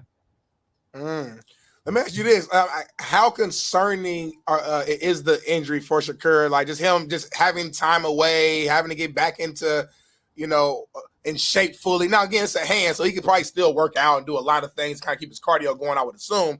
But still, he can't punch. He can't use that hand. Are you concerned at all as far as like it having any longer term, just like slowing him down, or you feel like he'll bounce back pretty easily? Not really. I mean, he's not really a puncher. I don't know how it's going to impact him, but that's up to him to stay in shape and do those things. That's his livelihood. That's his living. If it affects him, shame on him if he allows this to hold him back. Shakur's not one of these careers I particularly care about. It's, he fights, I watch because I have to. Right. How it's going to impact him is up to him. That's up to his work ethic. And it's a shame because this would have been his 3rd fight of the year. Yeah. And when you miss a fight, you never get that money back. You don't. That date right there evaporates forever, and whatever money you were getting, they don't put it on layaway for you. Your job is to be available and get to that dance. Yeah, interesting. Steve, I got to ask you something about USC. You know me, I've been on the hard tip. I hate weed. I think it's the fucking worst drug ever. But anyway, well, not cocaine, but heroin. Yeah. They partner with a cannabis company, Steve. Cannabis Cookie Company in a groundbreaking sponsorship deal. So now is this not just opening Pandora's box all the way up? Like, what are we doing? Is this, to be honest, is this, serious question, is this an attraction to get players from LA to stay home, you think? Or is this an attraction, period, in the generation of kids that just loves weed and vaping and all this shit? Now we can just eat a cookie, old school, get super lit up. How is it a promotion? Back in the day, you couldn't have tobacco, cigarettes, alcohol. You couldn't even talk about it on college campuses. Now, what do you think? Yeah, I mean, look, that's an interesting one. It's no longer illegal. So, and there's dispensaries, and these schools have to raise money. And this is now professional sports. It's always been professional. Now they've taken the complete veil off of it. I don't worry about it, coach. Just get your fucking players on the field. Play football. I really, the ancillary stuff. Look, I care about NIL in one sense. What players are we getting? Yeah. The others, ethically and morally, there are no boundaries anymore. So the older I get, the less I care about this stuff. If a player decides to get high and ruin his life, good luck to you. Get yourself to a rehab. I would suggest Betty Ford. But would it have been allowed even 10 years ago? Probably not. But again, there's nothing we can do about it. We're not stopping it. I'm not going to picket. I'm not going to boycott the games. I think there is a slippery slope that is at play here. And I don't know when or what the limit is, but if a company wants to give an institution a large amount of money, and I'm sure this had to go through layers from the school president all the way down to the athletic department, it got cleared, and now they're going to have to deal with those ramifications. Yeah.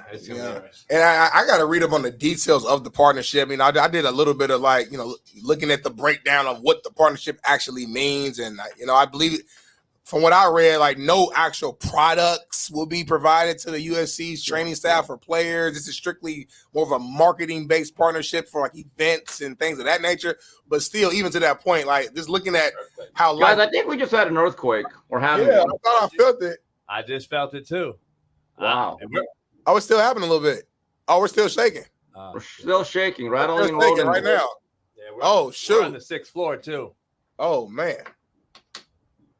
It's still going. It's still going, Steve. Yeah, that's a slow roller right there. We're still connected though. We live right now, y'all, on the Coach Show, Big Smitty, and we just experienced an earthquake. Well, we're still experiencing. Hey, Steve, I've been here too long. It's an earthquake. I feel earthquakes quick as hell. I can feel one still moving right now. I didn't feel the last couple ones we had, but this was it's still shaking.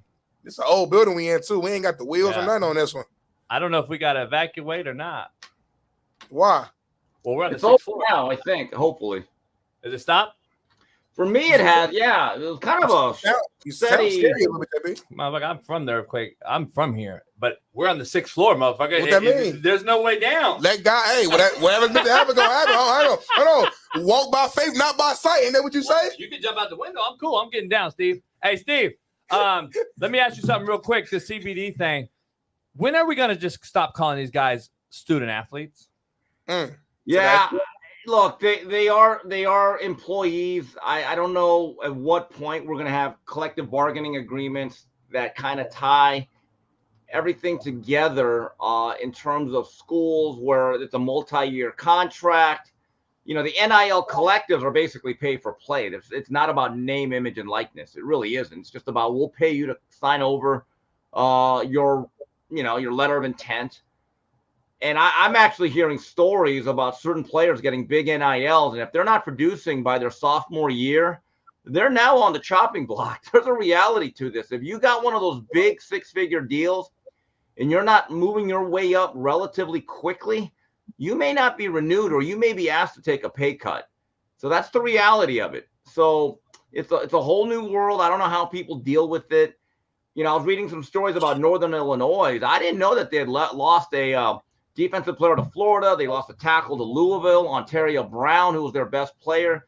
He was in the portal. It looked like he was gone until he decided, you know what, I need to stay here at Northern Illinois. He's their star player.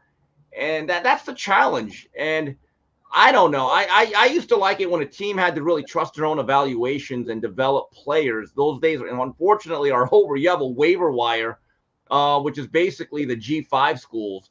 And if I'm a G5 school and I spend 4 years developing a player and I lose somebody, I'd be pissed off. I'd start pointing the finger. I would start snitching. I would start providing all sorts of receipts. It's not gonna do anything, but I would do everything I could. I'd be petty. I would list every coach. I'd put out like public messages. I said, this is what this guy did to me. Now, it'd probably kill your career, but it'd be funny as hell to see it. Dave, you brought up this point a long time ago, a year ago or so. Like, you know, where do you graduate from? What do you actually hold true to your, like, where do you, in 10 years or 20 years, what do you tell your kids what school you went to? I broke it down earlier. I'm like, fuck, it doesn't even make sense. But I don't, there's got to be a point where you just take away student athletes. Look, the schools and the programs have to be just as cutthroat as the players. I would tell, and I've told this to like some major Miami boosters. If a young man leaves our program, he's no longer one of us. So when that guy wants a job referral, he wants a favor, he needs a few bucks, you want to invest in my business, first thing I tell him is, hey, when you transfer to Miami, what school did you go to? I went to XYZ University.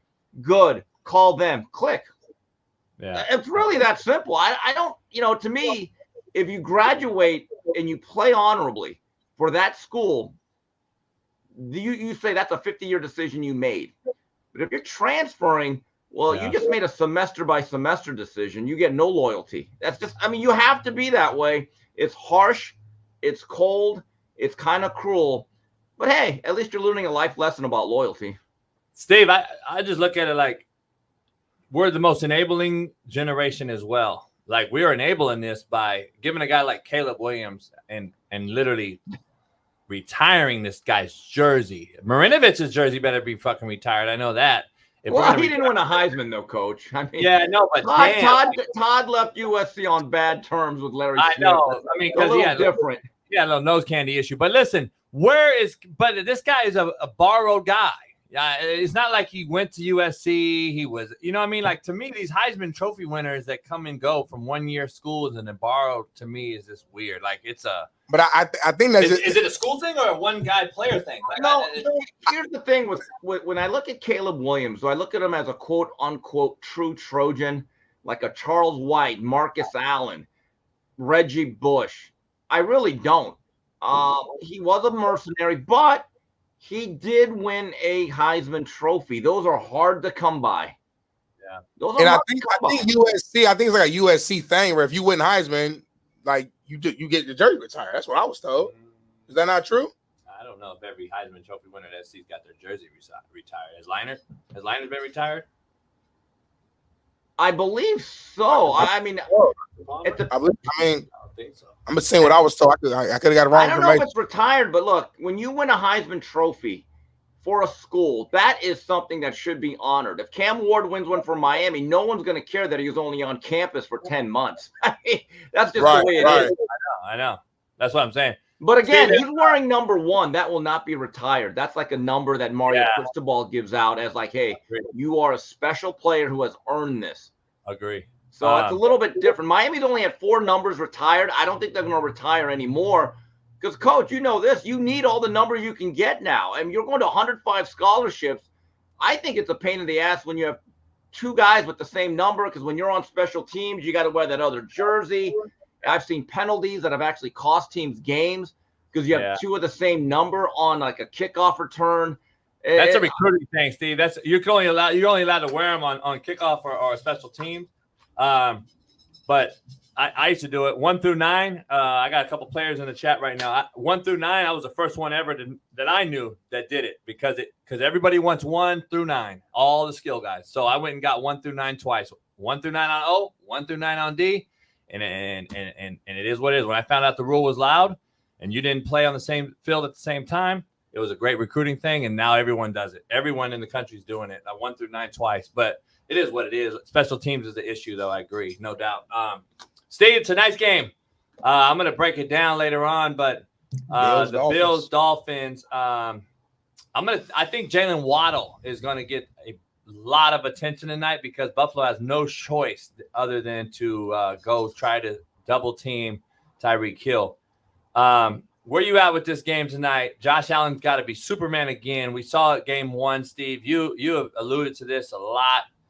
Everything goes through Josh Allen. I just don't understand. They've had multiple coordinators. Why can't this team figure out that we're going to have to take some stress off this man if they're ever going to want to go further in the playoffs? Where are you at with this game tonight as Josh Allen and the Bills are 6-1 versus Tua? Yeah, they are. I just hope Tyreek Hill takes an Uber there, nice and early. Look, the Bills are a better team overall, or at least they were. I still have some concerns about who Josh Allen is throwing to outside. I don't think they have a true legitimate number 1. I'm not even so sure they have that'd be a legitimate number 2 on a lot of teams. They have to kind of piecemeal it. And Josh is really. He has to play Superman out there, and I don't know how sustainable that is. And he's already gotten a little bit banged up with his wrist or his hand as he jumped through a high building or through a tall crowd or something. And I'm just like, that looks like a mess. It really does. So as much as Stephon Diggs was a headache, he was also worth it to a certain degree. So I don't know. I mean, it's week 2. I don't think any of these teams are really going to be playing good football till about mid-October. I still don't understand why a coach doesn't stand up and say, you know what, everyone else can do it their way.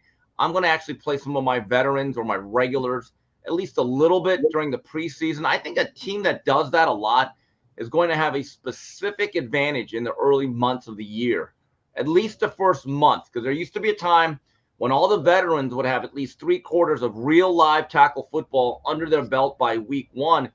And Coach, you saw what was going on in last Sunday. It didn't really look like regular season football. It certainly didn't look sharp across the board. Nah, it's bad. But being devil's advocate, like one team that always plays their guys in the preseason is the Chiefs. Andy Reid's still old school, and Mahomes will still play. And even them, I thought they looked a little sloppy as well in the last 2 years. So I don't know if it's like a guarantee that you play preseason is going to make you just come out beginning of the season, guns blazing. So I don't know. Yeah, I mean, look, Mahomes looks like Mahomes. There's going to be a lot of spectacular plays, a lot of plays that are kind of off the clock, and people are going to get excited by it. But I don't think Mahomes is that same quarterback that I used to be so excited about 3 years ago. I'll be honest with you. A lot of times I look at him, I was like, wow, looks like a lot of flag football out there. And as good as he is, and he is the best in the game.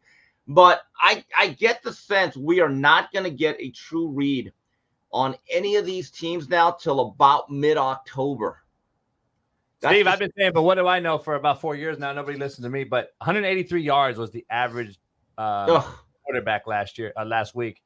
Bottom 5 of all time. And I don't know why nobody listens, but I've been saying it. Quarterback play is just not good. We have Noel Mazzoni and Josh Booty on every Wednesday together. And we broke this down yesterday, and they were talking about this in particular, like probably why we don't coach us three. But and Coach, that's in the easiest era to throw the ball with the most quarterback protection in NFL history. And I asked that question. I asked that question to Noel and Josh Booty yesterday specifically, and they said, Noel broke down a study when he was with the Jets that he had to break down. And he's like, man, you'll be shocked at how many first-round quarterbacks we don't know anymore. And how shocked he was at breaking down all this stuff. Touchdown to interception ratio is at an all-time low, like I've been saying forever. And that is how we judge quarterbacks, Steve. Touchdowns and interceptions. Like, look at it. They're just not throwing a lot of touchdowns anymore, Steve. They're not. And I look at it, and, I'm looking at some of the Arizona game, and Marvin Harrison is targeted very little, and he had, I think, 1 catch, and Kyler Murray's running around all over the place. And I'm thinking, if I'm Marvin Harrison, I'm already thinking, get this midget out of here. Yeah, I'm seriously. Hey, Steve Kim can say that because he is the biggest Asian on TV. Listen, Steve, real quick, college football this weekend. Excited or not? I'm always excited. You only get 13, 14 weeks a year. Yeah. So I don't. Any games that stand out to you other than Colorado State? I know that's going to be super eyes on glued on that one. At 9 o'clock, I'm actually interested a little bit more in Wisconsin Bama than I thought. Bama still has an issue with the intermediate throw game. Jalen Milroe does not get rid of the ball on time with accuracy on all the intermediate throws. And he's developing a habit where he gets to the top of his drop, and then he takes like a hitch step, and it just ruins the timing of it. You watch him play, great athlete, very good deep ball thrower. But when it comes to throwing on rhythm, we're talking deep comeback, the out, the dig, even the shallow cross, he's always throwing late. And there's too many throws where he tackles his own receivers because he does not give them a chance to get a lot of yak. Wisconsin's secondary is actually pretty good. Now, do you trust Tyler Van Dyke, my old quarterback, to win a game for you? I'm not sure, but it is a road game. Alabama doesn't go out of their time zone a lot. I think there's a little bit of interest in that game. Also, BC plays Missouri. I'm fascinated by that game. I want to see how real BC is. Can Thomas Castellanos go on the road and beat a top 10 SEC team? And Bill O'Brien, if he wins this game, Bill O'Brien is in the running for Coach of the Year. Also, Memphis plays Florida State. Must-win situation. If Florida State wants to salvage their year, they have to win this game at home. But keep this in mind, Memphis has a quarterback advantage. Another game I'm looking forward to, South Carolina LSU. Dylan Stewart, probably the best young edge rusher in the sport. He looks like a potential top 3 pick in about 2 years. I want to see what he can do against the really good offensive line at LSU led by Will Campbell. That's going to be a more interesting game than people think at Death Valley. Then obviously Miami plays David Letterman U. Watch a little bit of that. So there's always games. There's always games that interest me. Is that David Letterman U, Whitlock U, or Smitty U? It could be all three, and a little bit of Rick Majerus U, Paris McCurdy. Lane Bishop, Shout out. Willie Snead, Keith Winning. A lot of legends, man. Nobody Big time knows those game. guys. Big time Oh, and game. by the way, Kansas State, Arizona tomorrow. Arizona. I'll have to watch that in Las Vegas. That was the game I was before just about to ask you about. Those two guys, those two QBs right there. They could be. Could those two actually be in the Heisman conversation this year? Well, Fafita can. I get the sense that they're going to have the raw numbers because he gets to throw a T-Mac. Avery Johnson has to be a little bit better than he was last week. They were very fortunate to come out of the Tulane game alive. You take away that scoop and score fumble, I'm not so sure they win that game. But whoever wins that game now becomes a clear leading contender in the Big 12. The game is at Manhattan. So this is by far the biggest test so far in the Brennan era at AU. So that'll be an interesting game. There's no doubt about that. And then what else is going on that week that I like? But then again, I watch all the games. The game's always interesting. Stuff happens, and you go from there. We'll have it in the Palooza. Let me ask you something. Colorado State, obviously all eyes will be on that game. If Colorado were to lose this game, 2-10. Can you really see two? I don't even know if 2-10. They might beat Baylor, and they'd be favored against Cincinnati. They better beat Colorado. If you beat Colorado State at Fort Collins, and I didn't know this is their first game on the Rams field, home field, because it's usually a neutral site since 1996. You don't think those people are going to treat that like Super Bowl, World War III? Yeah. I mean, they want blood. And interesting. It's not going to be an easy game, Steve. This is a lot of pressure on Colorado, man. I just got to be honest. This is not an easy, as a head coach that's been in that situation, to say, you know what? This is not an easy game. If Torrey Holton can play that game, the Rams wideout, who has an NFL future, that's big. I think he's got a bit of a groin issue, but he had a really strong game against them last year. The only issue is the Rams lost the one player that really destroyed, or at least disrupted Colorado's offense, Kamara, the edge rusher, number 8. Last year. I remember that. I was highly impressed by his effort. He's not there anymore, but the emotion is all going to be with Colorado State. And I was watching the Nebraska official game video from last week. I don't think Colorado understood, or they do now, how much hatred they have engendered from every team they play. I know. There was a great scene at the end of the game where one of the Colorado, they had a turnover, so Nebraska got the ball, and they didn't give it back. And near the end of the game, so everyone's rushing the field, and one of the defenders came right up to Coach Rule, and he said, "Coach," and he showed him the Colorado logo and said, "This is for you." And all the interviews were all that shit they talked about our coach. We weren't allowing it. How interesting is this? Because like Smitty, back in the day, we hated the teams that were good and won.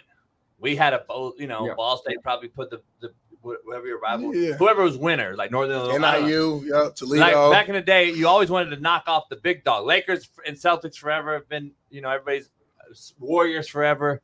The Cavs for a run, the Heat. In the NFL, it's always to knock out the Patriots.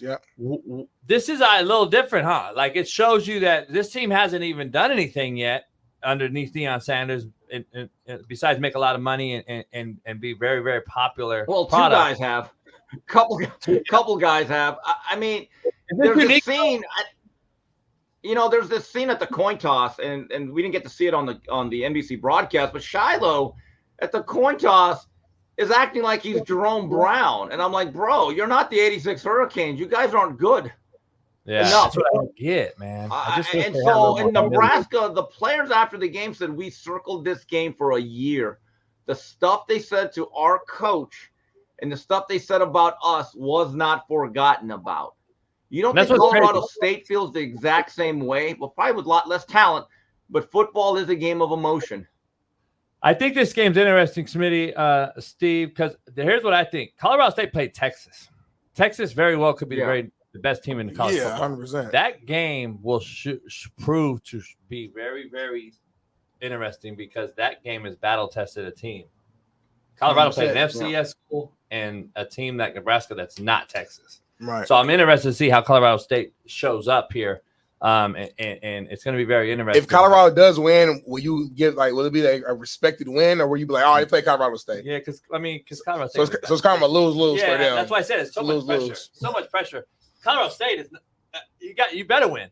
That's how they're looking at. Just like no, it'd be a good look. If they win this game, now you're thinking, okay, now we can go out there and start working towards a bowl bid. Yep. If Colorado gets to a bowl game, it's a good year. I don't even care for 6-6. Hell yeah. Because we said it, Coach. The Big 12 is better than people think. Man. They may not have any legitimate top 10 teams, but from around 12 to 13 to about 35, they have more than their share of teams right in that area where they're solid. They're good. Every team in that league can score points. Every single team in this league can score points. Even Texas Tech, even Baylor, and Arizona, we know, can put up 50 on you. They may give up 50, but I'm just telling you, these teams can score. Real quick before you get out of here, I know you got to go to Whitlock. Everybody jump on over to Steve Kim, and the three knockdown rule is up and running again too. Let me ask you something, Steve. KU, Kansas, we're both fans. Coach Leipold's a good friend of mine. Lance, known him for a long, long time. I think he's great. KU's building a facility unlike any other. Well, now Texas will match it with $70 million facility they're putting in. But other than that, they go get beat by Illinois. Bad loss. Yeah, another good friend of mine that's head coach there. Jalen Daniels had a bad game. What's going on with that? Is that what it was? Well, the road game, and look, he hasn't played a lot. He only played 3 games last year, but 3 interceptions, one of them a pick 6. He's got to get going. I still like Kansas. But look, road games are tough. They are. And if you're Kansas and you're not a team like Texas, it's probably even tougher because you don't have the natural talent off the top, and you're probably not as deep. But I was surprised that Illinois held a very, very creative Kansas offense to just 17 points. But keep this in mind, Andy Kotelnicki, really good coordinator. Yeah, he's gone. He's at Penn State now. Yeah. So I was kind of looking at this. These coordinators do matter. Guys, one thing about Nebraska that I like, I was looking at the Big Ten quarterback play. I think that Dylan Raiola may already be a top 5 or 6 quarterback in that conference. And that makes a huge difference. As a freshman. Down the stretch. Nebraska could be 7-0 going into Ohio State. Yeah. So, but I look at the Big Ten quarterbacks.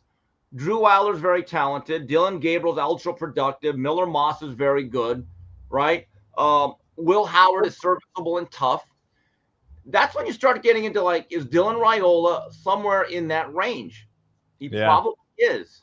Something's missing in Oregon. See, next week we got to dive into Oregon. I'm gonna get some film next week from DV Sport. That's another game, Coach. Oregon State, the Civil War. Oh, they're still playing. I'm glad. Ooh. Okay. And they're not. It's going to be strange to watch it in middle of September because it's generally a game that's at the end of the year where it's cold and icy and rainy and sleet. But it's not a conference game anymore. I hope Oregon State can keep it close. Is it Wazoo, Washington too? Yeah. Is it this week? Yeah. Is it? I think so. Bailey? No.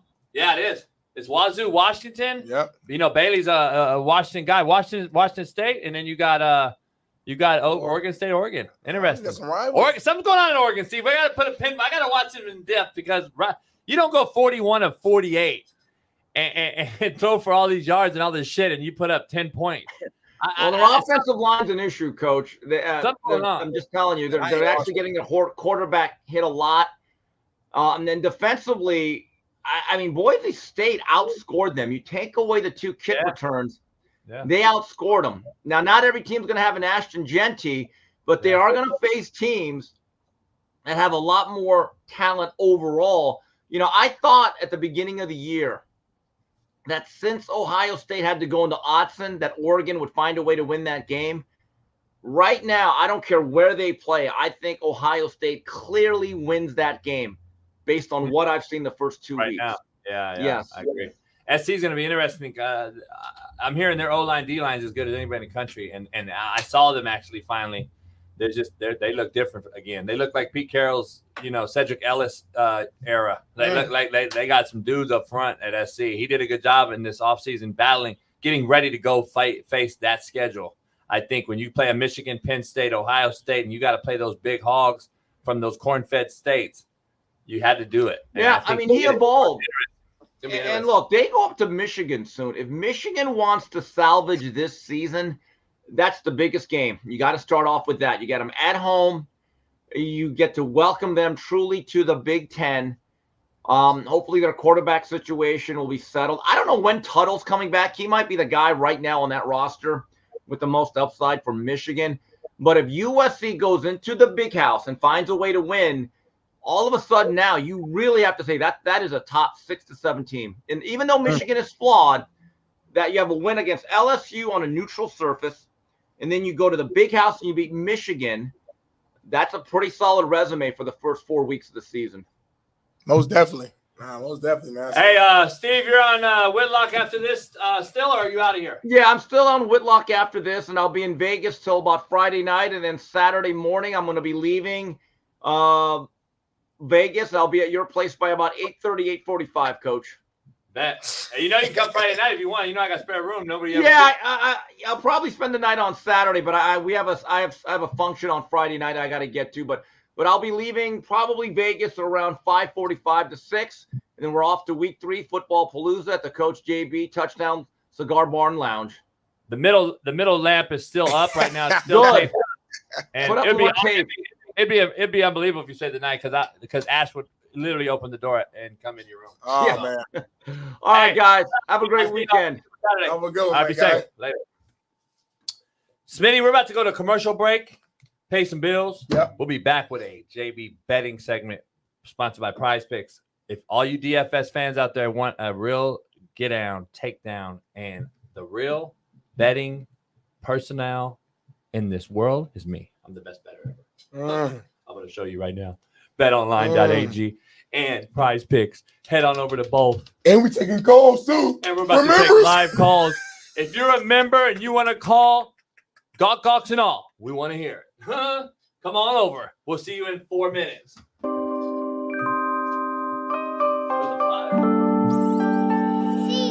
After about 8 days or so, there is a kid who's an unsigned free agent running back because they need depth. They're still waiting for Damian Pierce to pick up the inside-outside zone scheme that the 49ers have. But I knew nothing about him coming out, JB. I don't know if you did. No, maybe Mel Kiper did, or those guys that do that deep draft stuff for the 7th round. Big undrafted running back named Bobby Dees from Slippery Rock. Do you know anything about him, Smitty, Bobby Dees? I never heard of him. Well, that's why, because it's Bobby Dees nuts on your forehead. That's why. Okay. He got me! He got me! Got his ass!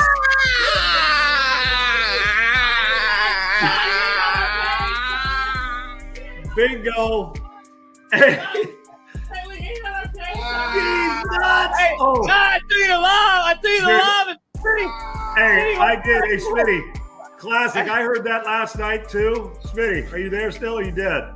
I'm there. JB, you turned me down last night, but Smitty, crazy thing, some guy used this joke too last night. I mean, about that Bobby Dees, the running back from Slippery Rock, who's really not a running back, Slippery Rock. I was at the Imagine Dragons concert. Have you ever seen them in concert? Oh. Imagine Dragons. Either one of you? The fuck is Smitty, have you seen Imagine Dragons?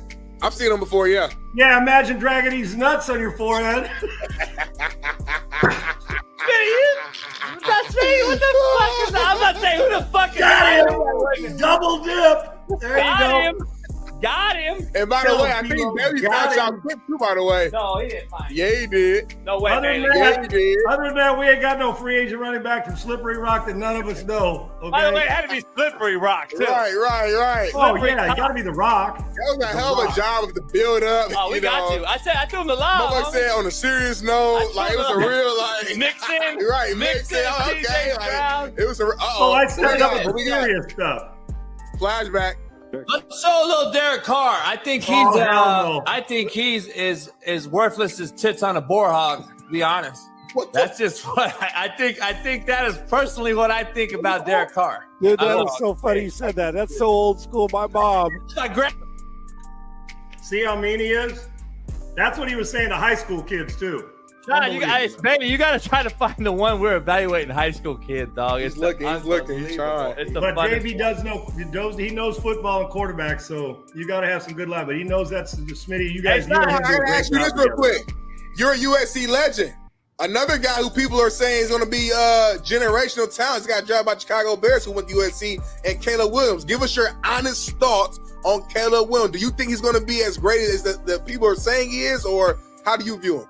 I think we're always premature and serious. And now JB doesn't like some of the other stuff. And listen, I don't care if he paints his nails as long as he can make plays. You know, in truth, when he gets deep down to it, do you really care? Now, he's going to have to handle some as locker rooms go, as we all three know, guys giving him a hard time and not being sensitive. If you're willing to put yourself out there and have a little fun with it and be you and be an individual like that has a flair and it's going to do his things his way, you got to be able to go into a locker room and let the players still get on you, and you got to have some self-deprecation about getting, at training camp and all that. But I can tell you this. I think it's absurd that we start comparing guys like we compare too much. We're already talking about, well, he's the next Patrick Mahomes. I know we need fodder for that stuff on our show. We all do, not you guys. But comparisons are everywhere. First of all, here's what I know about it. A dynamic playmaker. Let's talk about on the field. Forget all the other stuff. Questioning, crying with his mom or what kind of leader he is. I've heard both. I've heard coaches inside that building say he's a great leader, and I've heard people inside or outside the building say they question it. So either way, there's going to be that till we see it on Sundays. The last 2 years, there was no better performer, or at least last year, J.D. Daniels deserved the Heisman. Jaden Daniels, should I say. And we know what kind of year Penix had. But if you combine the last two seasons, and this is not USC homework, because JB, I'm as hard on the Trojans as I am on anybody. Just as a playmaker on a team that if they didn't score 40, they had no damn shot to even be in the friggin' game. There's been no better player in college football the last 2 years, period. You could say what you want. He's been the most dynamic football player when you combine his last 2 years in college football. Now, missing throws, leadership, why couldn't he elevate him to it? But he doesn't make any tackles on defense. Do I think he's a hell of a player and a generational type talent? Sure. We say that every year about somebody else. Do I think the Bears are going to be in the Super Bowl in 2 years because of him? No, I think they got a little more work to do.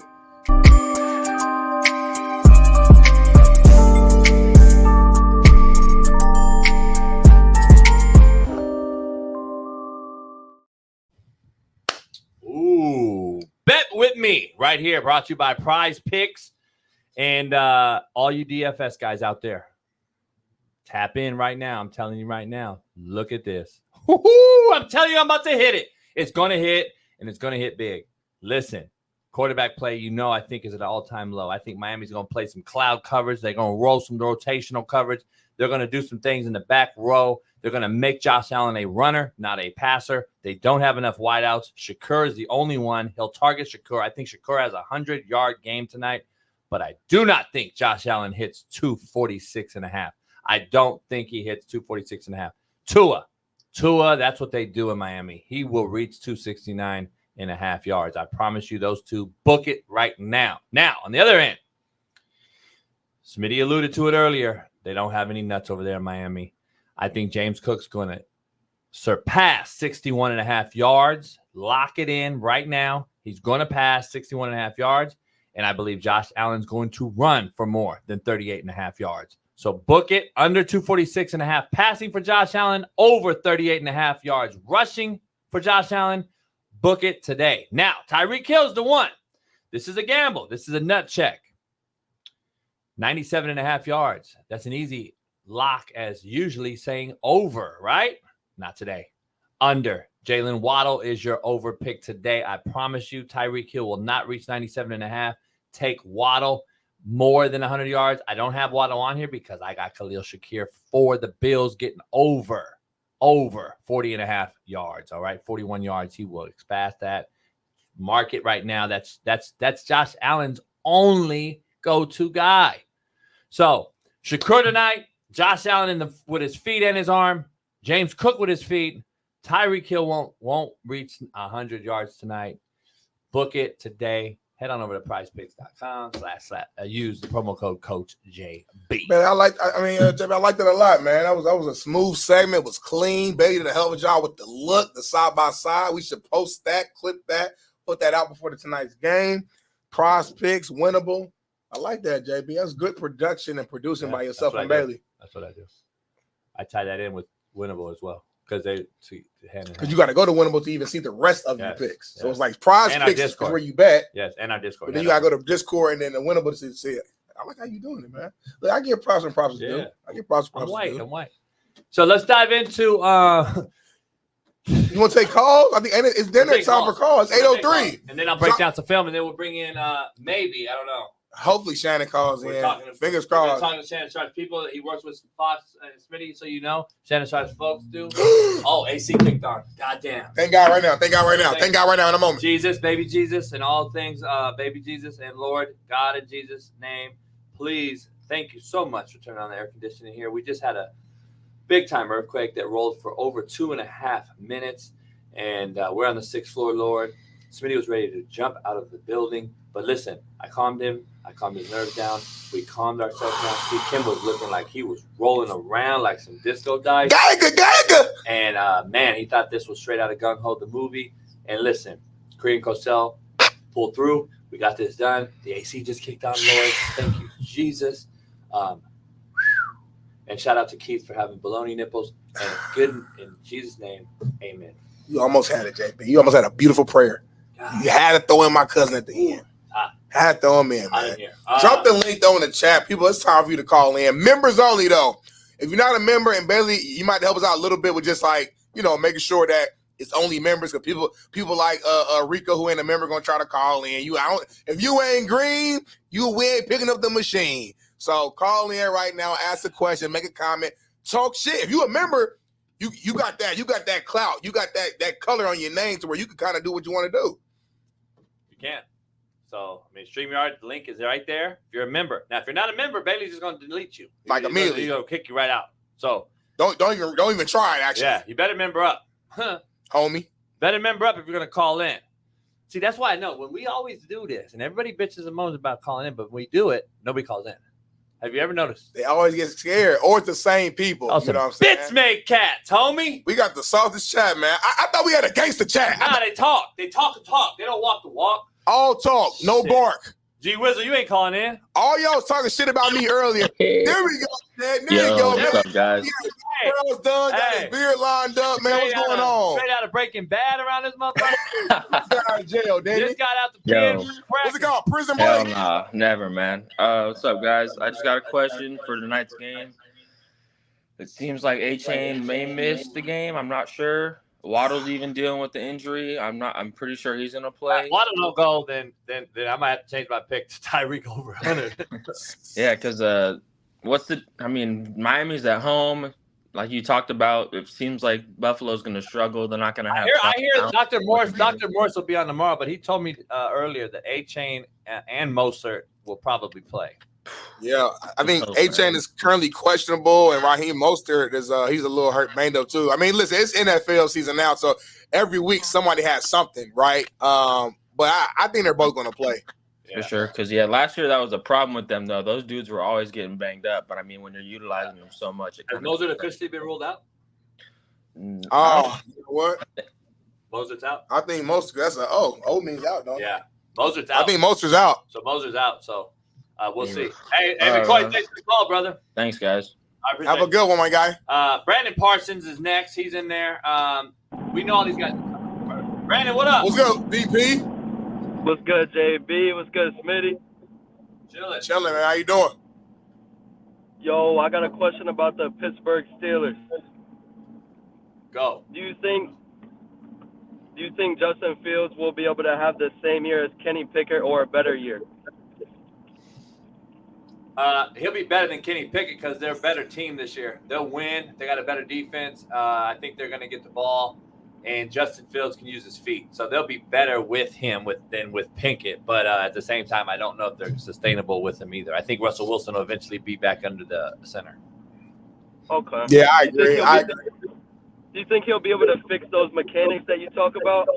Nah, you can't change mechanics during the football season. You can't do it. It's an off-season thing. He hasn't changed it yet. He won't, just like Lamar Jackson. So, yeah, it's a struggle. You guys will probably. Trainers you talk about, man. Hey, Brandon, you're probably entering year 7 without winning a playoff game. So, But Brandon, as long as you got T.J. Watt over there, you got a chance. yeah, as long as you got T.J. Watt, you got a chance to win in the regular season. Thanks a lot, Brandon, calling in, man. We'll talk to you.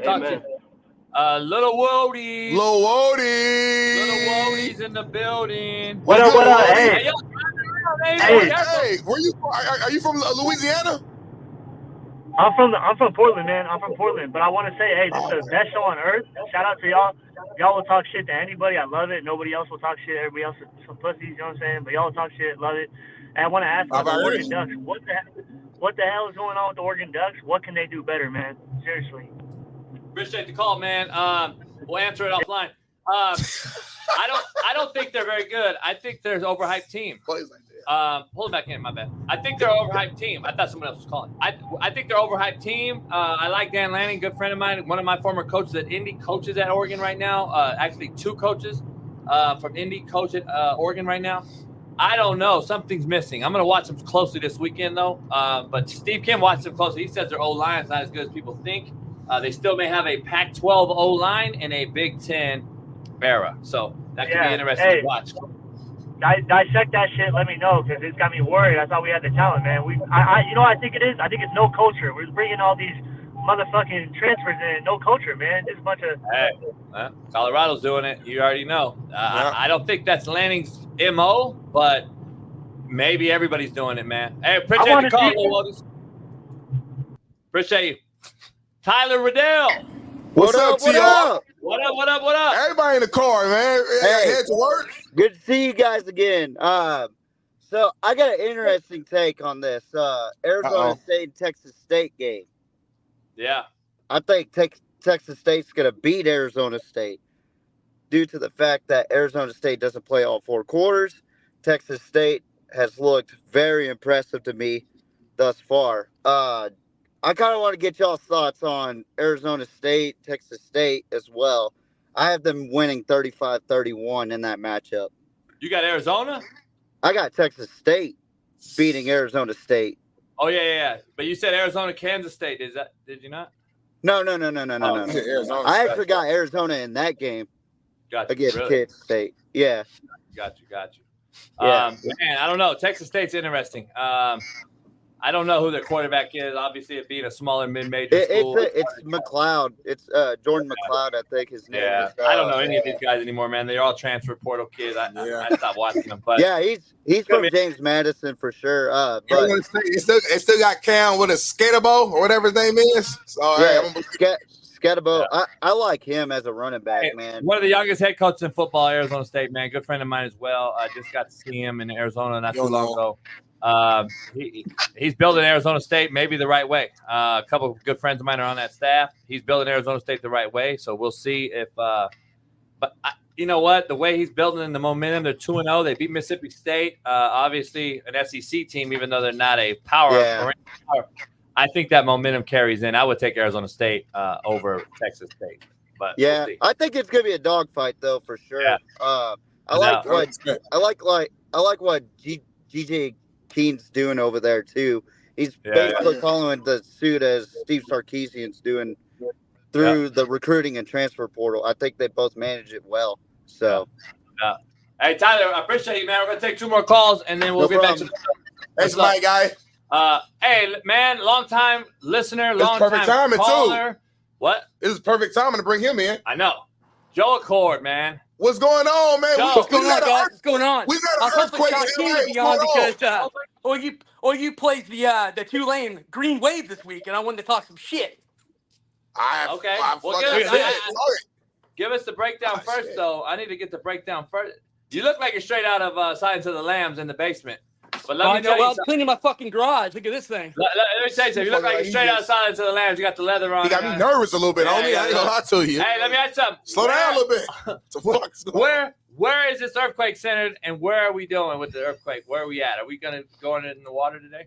It was officially a 4.6 centered about 15 kilometers deep in Malibu. Okay. Damn. So hopefully my boat's not off the water. So should JB be concerned about his boat, or should he be good? No, there's no tsunami. Gotcha. Good job. No It's just tsunami. fucking hot in California. That's all it is. The ground is just cracking because it's too hot. What's going on with your Vikings? Are you a believer in Sam Darnold? Was last week a fluke, or is that the real deal, Darnold? Let us know right now, Joe Court. I'm going to eat crow. Eat it. In front of JB. And I feel that Sam Darnold has enough to get into 10-11 wins this year. Woo! After 1 week? Yep. That's all it takes, huh? Well, I'm going to the Houston, Texas game next week. Oh, They'll lose that one, but that's okay. Bet. All right. Hey, Joe, thanks for the earthquake update. Thanks for the Minnesota Viking eating crow. And hopefully Kamala eats crow too. I'm just fucking with Joe. Oh, you got to be kidding me. All right, love you guys. Bye. All right, later. All right. FA. Say the rest. Smitty's homeboys. No, say his full name. Say the whole thing, JB. So listen. I just said it. No, say it one more time. You guys were talking. No, say it one more time. One more time. One more I'm time. going to say it over and over. FA. Are the Haitians eating cats? Oh, my God. I ain't fucking Haitian, man. I don't know. Yeah, but I'm just asking, homie. I'm just asking. You know, I'm just going to keep it real. Hey, are the Haitians eating cats? I know you're not Haitian, but are the Haitians eating cats? If your boy says they are, they might be. They are. My former players are Haitian saying they are. I don't trust your players, homie. They were knucklehead with slap dicks. So I watch the show live, homie. We eat goat, man. We eat goat. Nigerian, homie. Goat, lamb, fucking rice. Fuck with them cats and dogs and shit. White. What y'all eat? Macaroni and that's it? No cheese, no seasoning? I mean, I don't know. I don't eat cat and dog, though. If you ever come after my dog, homie, we got a problem. Hey, I'm just saying right now. Hey, JB. Yeah. Do the Lions have one of the best offensive lines in football? After watching that game the other day, the Rams' defensive line is either really, really good. And if that's the case, then I could say still, yeah.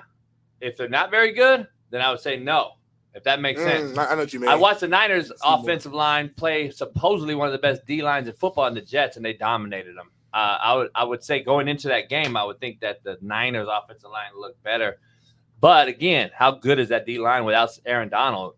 They looked impressive on D line. Now, is that good old line play with a great D line, or is that good, just great D line play? I don't know. I'm curious. I know Penei Sewell is legit.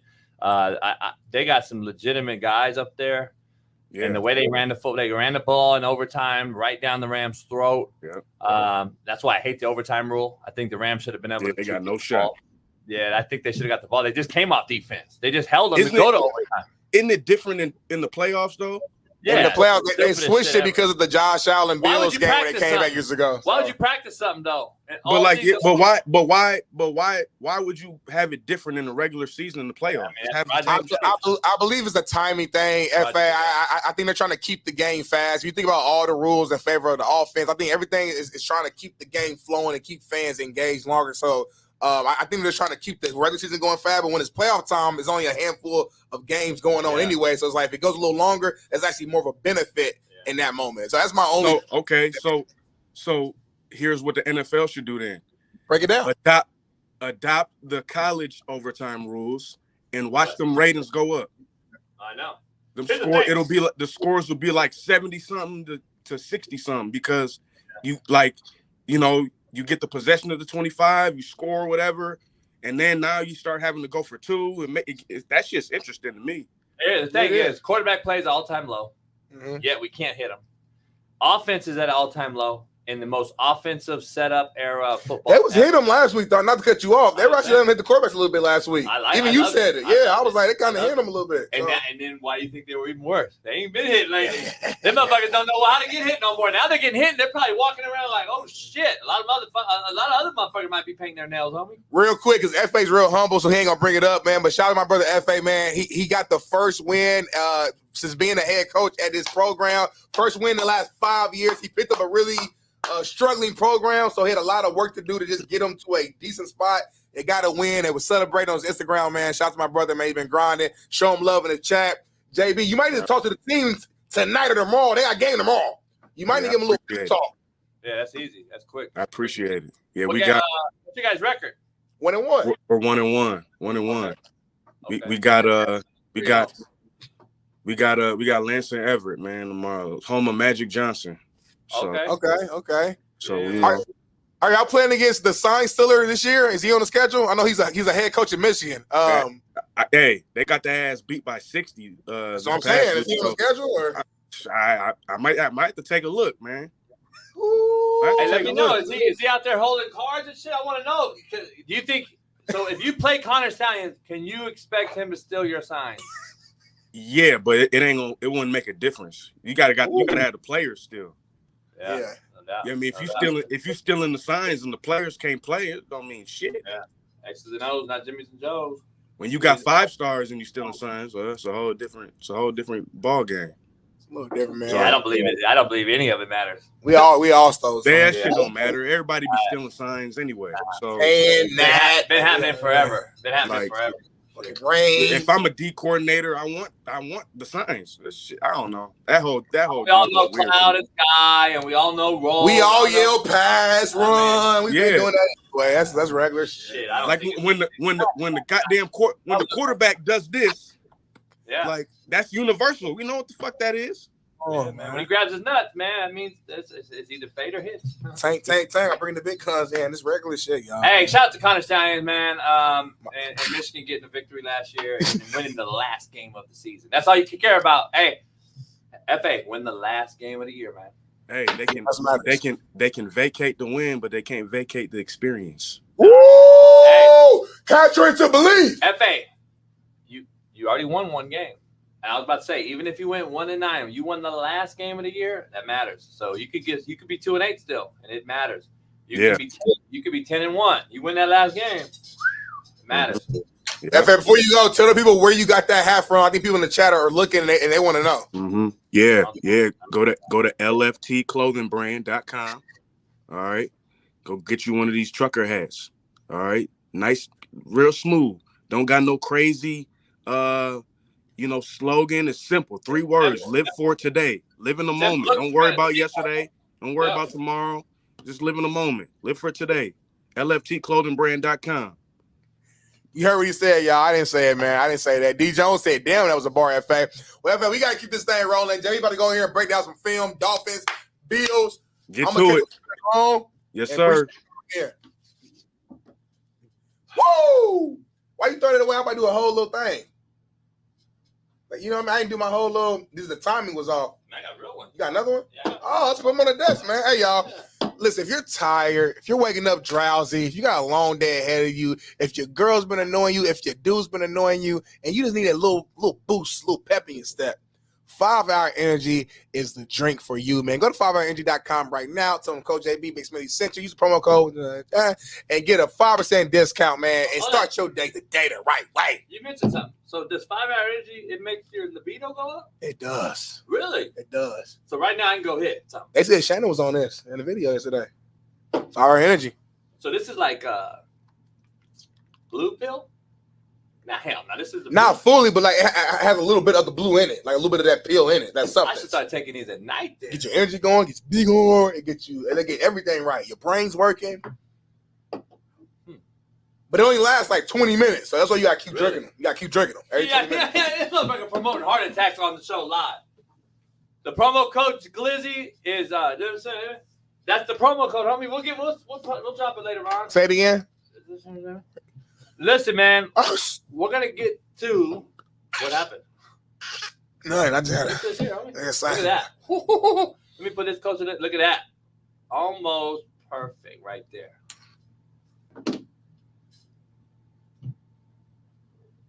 The other way, homie. That's why you're not on the shorts. Your cups are on the shorts because you don't turn it the right way. Short is because.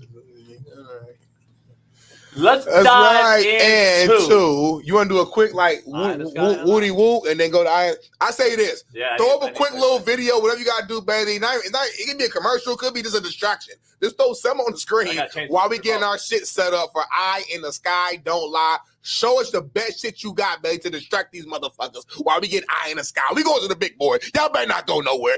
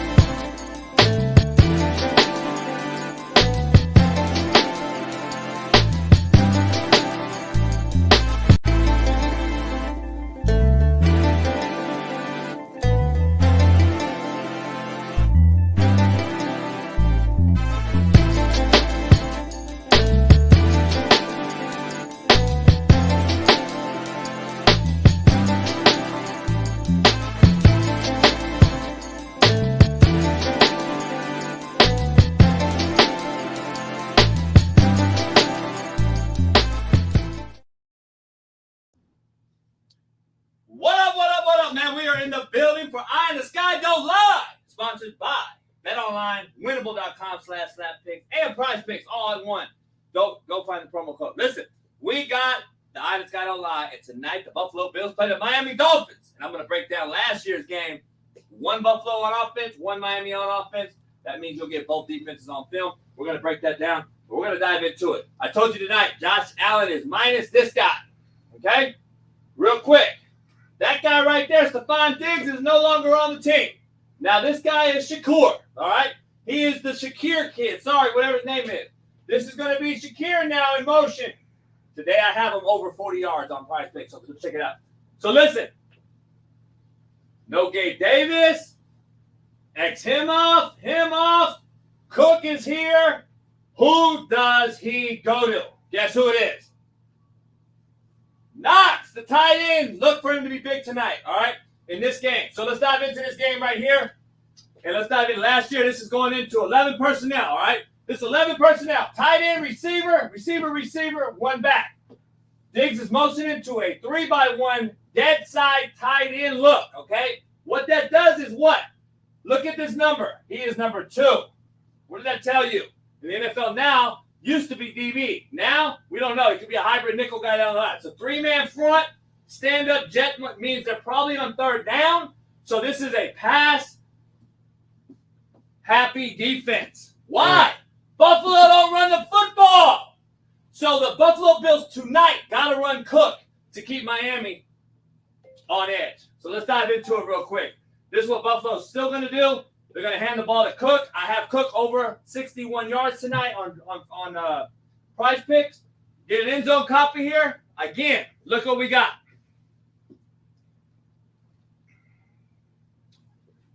I can't hit. You got to hit loud. It's dead. Can't do it. Shit. Hold on real quick. We good. Keep it rolling. Keep it rolling. Can't do it. I'm dead. Anyway, so listen. We're going to run the football, man, right here. We're going to run the football to a light box. 1, 2, 3, 4 guys. Fuck him. He's a non-factor. We'll hold him with the QB action. So we'll hold him, all right? Either with an arm act or with the running with the QB. So let's run this from the tight. See this from the tight, what you'll get from the Miami Dolphins on third down. Cook should have a big night tonight, all right? Big Smitty, change that for me. How do I do that? Can't change it. Can you change the game for me real quick? We're working on technical difficulties real quick for you, so stay tuned. Let me see.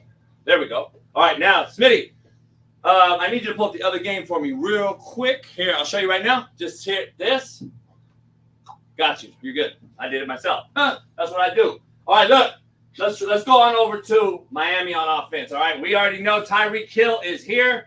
He is here today as long as an Uber takes him. We got Waddle out here, and this is 10 personnel. Once again, Miami is an empty, okay? Miami is an empty. Let me get this going. Boom. There we go. Boom. I'm getting legit on this. We're going to have a lot of fun this year on the Eye. It's got a lot. Listen, we're an empty. This is where Tua got concussion a few years ago. We know. We want to get him protected some way. Mosert's out tonight, so A-Chain may play. It looks like he will. They got to run the football. If he is an empty against Buffalo all night long, Miami's going to be in a shit load of problems. So let's watch Miami on offense. Here we're on first down. Let's see what they do. They motion Tyreek Hill in the backfield. Remember, or that's Mostert, sorry, who led the NFL touchdown last year. Listen, they can get Tyreek Hill the ball on these motions as well. Look for Tyreek Hill to be one of these guys in motion tonight a lot of the time so they can get Waddle the ball in mismatch opportunities. Just stay tuned for that. We go dive into this. Hold on. Boom, boom, boom, boom. There we go. That's quick what you want. You want Tua to get the ball out of his hands quick tonight against Buffalo because Buffalo will be looking to run the football either with Josh Allen +1 or with the run game.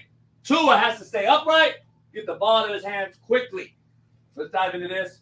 Let's watch one more play and see what they do offensively. 2nd and 2. Look what Miami's in again. 10 personnel. Looks like Colorado. They're actually in 11. Here's a tight end down here. They got to get the tight end involved. We're in a 3-by-1 bunt set, all right? 3-by-1 bunt set. Here's Mostert. What will they do in the run game? We will see. Let's check it out. 2nd and 2, short yardage. Again, Miami don't have physicality, so make sure you understand they're going to run screen, play pass, and boot naked with him to his left only. He's a left-handed QB. Boom, look, some sort of RPO, 2nd and 2, great down the run RPO. So listen, tight end, 11 personnel, motion Tyreek Hill. What's going to happen? Everybody's focused on Tyreek Hill. Look what it does to the tight end, straight down the middle. Big play. Everybody lost Tyreek Hill out here. Everybody's looking for the run game. Tight end, wide open, 2nd and 2. Great job. That is what you'll get from Miami Buffalo tonight. Stay tuned for more Eye in the Sky Don't Lie, brought to you by me, Coach JB.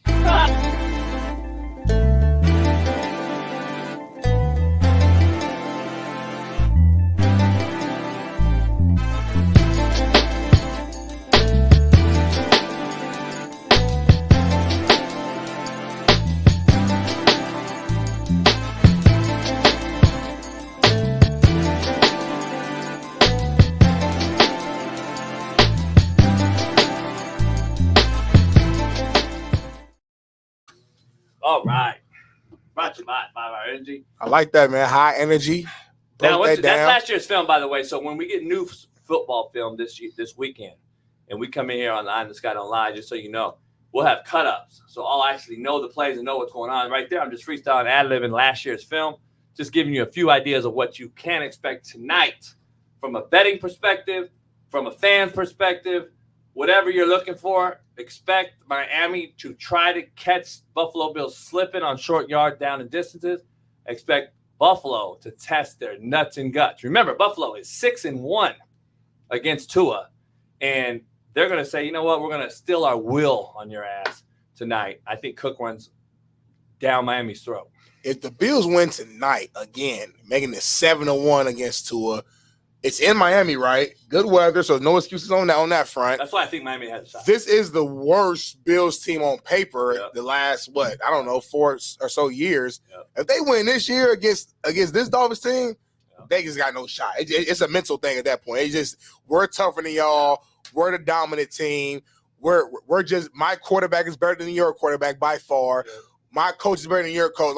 This is one of those games to where I think it's a make a statement game. The Dolphins, this game means more to the Dolphins today than it does for the Bills, in my opinion. Let me ask you something, though. What are you going to do if both quarterbacks are fucking tomorrow on this show? They both throw for 130. Well, Josh won't, though. Josh won't. Tua can throw. No, well, Tua's going to throw. Tua can throw for 330. The problem is they don't win when he does. He throws for 330 all the time, by the way. I think he led the league last year in 300-yard games, right? If he's going to lead the league in 300-yard games all day long, that's what they do. He'll throw for 300 yards tonight. I truly believe he'll throw for 300. I just think that it's not a recipe for winning games, especially in cold weather, because you can't. Look at his cold weather stats, though. They're fucking horrible. So I'm just telling you, there's a huge difference. Tonight, Miami better get them because this is their time to get them. At home, start 2-0. After all the drama last week, you got the Miami Dolphins at home trying to get off the snide with them. I can see it big. Buffalo struggled against Arizona for a half last week. Superman had to come in and be Superman, Josh Allen. I'm not sold on Miami Dolphins defense, number one, who everyone thought got they signed Jalen. Listen, we all like Jalen Ramsey, but I thought you overpaid for an older corner. I think they could have used that money. That's telling me that, okay, we got a guy we like, we're loyal to him, but we don't need nothing else. That's not true. You need a pass rusher, in my opinion. They got Calais Campbell, he's older, but they got him. They got Jalen Phillips. Yeah, I know. Who's a good California kid. Right. So listen. It's solid. We'll see. Yeah. Got to show us, though. Buffalo, though, they're not, like you said, they're the worst Buffalo team on paper we've seen. But I also have said addition by subtraction, it makes for both parties. Maybe Diggs does well in Houston. Maybe Josh Allen does better with younger wideouts that he can mold himself and be more comfortable and not have to worry about looking over his shoulder, getting a certain guy the ball. We'll see. We'll see if it helps Buffalo and Josh Allen. Interesting game, though. But take my picks on Prize Picks for the DFS. We will be having our pick tonight on winnable.com/slap-picks. So head on over there and get our picks tonight. Plus, our college and NFL picks will be on winnable.com/slap-picks this weekend. Head on over there right now and join the first. We need 50 more people to join by 9 a.m. Pacific 50 time. paying people. 50 paying people to join by 9 a.m. Pacific time. Let's make it happen. We got eyes on the background, people from our team keeping their eyes on us. I'll let you know if we hit that 50 number. If not, then shame on you guys. What we got next though, JB? You got about 20-some minutes left here on the show, man. It's been a loaded show. A loaded show. I'm trying to work see. on the show. You sit around. I'm hoping that we can still get. Let me check my production team and see if we can still. I'm hoping Shannon can call in. Like that. After last night, I don't know if he will because we're not big enough show yet, but maybe he will. I don't know. We'll see. You know him. Let's see. Yeah. I don't know. I know it's people, so I'm just hopefully we can. I'm working on it right now. I'll keep you guys posted. Just stay tuned. I'm gonna see what I can do. I don't know if we got any white people, black people shit, but there's been a lot of things going on, Smitty. A lot of crazy. The one yesterday was insane. The white people shit yesterday. The guy was going for the Guinness World Book of Records. With the balls going in the back of his throat, he spinning it back out and against the wall. Remember we watched that here on the show, JB? Motherfucker said balls in the back of his throat. That shit sounds crazy. See, your mind just goes into a place that back in my day, my homies, we ain't really even think like that. Yeah, you did. That's why you say pause and all that shit. I don't say that no more. That was old shit we used to say. I ain't said that in years. We got 3 things ready. We still got 3 things to talk about. I don't know if you realize that or not. I don't realize that at all because I'm looking at the rundown right now. You don't read it right now. And I'm ready though to talk about it. You know what? There's a video actually that I do want to talk about. I kind of move back to college football, bringing back the Colorado State game, which is going to be a big one. It's going to be what's the term? A barn burner? A barn burner. There's a video right now, man. Torrey Hunter, I believe, is the wideout for Colorado State. What would brothers' word for barn burner be? It's going to be fucking lit. It's going to be turned up, homie. My mic is low, they say. One person says, the other guy says it's good. Listen, I move around, so if my mic's low, then fucking eat a dick. I don't really give a fuck. I'm just throwing it out there. Now, number 2, show us a video real quick of Horton from Colorado State. You may suck the mic, motherfucker. I'm not sucking the mic. Fucking weirdo. We owe them one. And that's just something that's been sitting on everybody, mind since we came back from break. We owe them. And we walked away from that game, as, we kind of left it all on the field. I don't feel like we left it all on the field because we should have murdered them guys. And, they came out with that attitude as they were on top of the world. And this ain't no Cinderella story, so we coming for revenge. Yeah, they came out with that attitude and thought it was going to be a cakewalk. They saw the reports, 27.5 points or whatever it was. And they got a rude awakening real quick. And I think it goes to show that the hype, the media train, all that, it only gets you so far at the end of the day. They're talking a lot of big shit. Tell you, I think they might get their ass beat now, actually. I don't like them. But you didn't think about that last year when Colorado said the same shit. See what I'm saying? I don't get it. I did. No, you didn't. I thought You're racist hell because that was a white kid. That was a black dude talking. The white kid. Those are the same 2 cats who said we're gonna stay here. We're not taking $1 million deal because we want to be loyal and we want to win. Black people, we Ryan think $1 million deal. We don't win. We trying to win a natty here at Colorado State. First of all, Horton. That kid there, he balled last year. He might be one of the top 3 or 4 receivers in all of football. Not top, no, he's top 10. No, because Ohio State got 3 better than him right now. No, then we got McMillan from Arizona, whatever. He better than him. That's 4 right off the Horton's legit. No, he's legit. He's not top 3. It's levels to it. All right, so look, I don't like that either. It's just so we're clear. It felt uncomfortable. It felt like cringy. I'm just saying though, like this is all talk, homie. Like I never seen so much fucking talk by so we many might talk amongst each other in the locker room, but homie. publicly we gonna say the right shit. And we're gonna go out there and show you. I don't get all this talking that shit, homie. Because now Colorado State, if you go out and lose and get your ass whooped, you look like a fucking bunch of dumbasses too. I'm just throwing it out there. I'm gonna keep it funky about every fucking program that whatever one that wants to do some dumb shit like this. Dog, if y'all really were so fucking upset about what happened last year, you should walk out in solidarity. Hands together, Smitty. We're about on this business. Don't talk about it, homie. Talk is fucking cheap, Colorado State. They bragging about taking the L, homie. Talk is cheap, Colorado State. Whoever else wants to talk, it's cheap. Homie said, look, like they said it's gonna be 27.5 points. Like, why are we talking about? They had a rude awakening. Homie, you lost.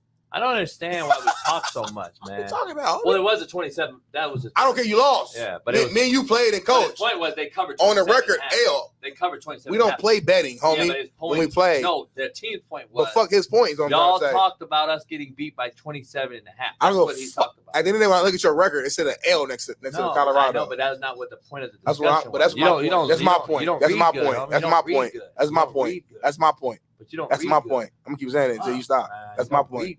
That's my point. You just don't read. That's my point. It's fucked up. That's my point. Horton said they should have murdered him. Like, I'm the head coach. I don't get down like that, homie. Shut the fuck up. Have you ever had Horton coffee though, like in Michigan? No.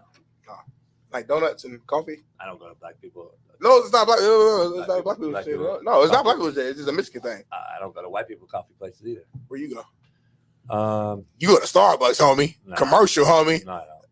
I call your ass out, homie. I make my own coffee. I call your ass out, homie. How many times have I had coffee today?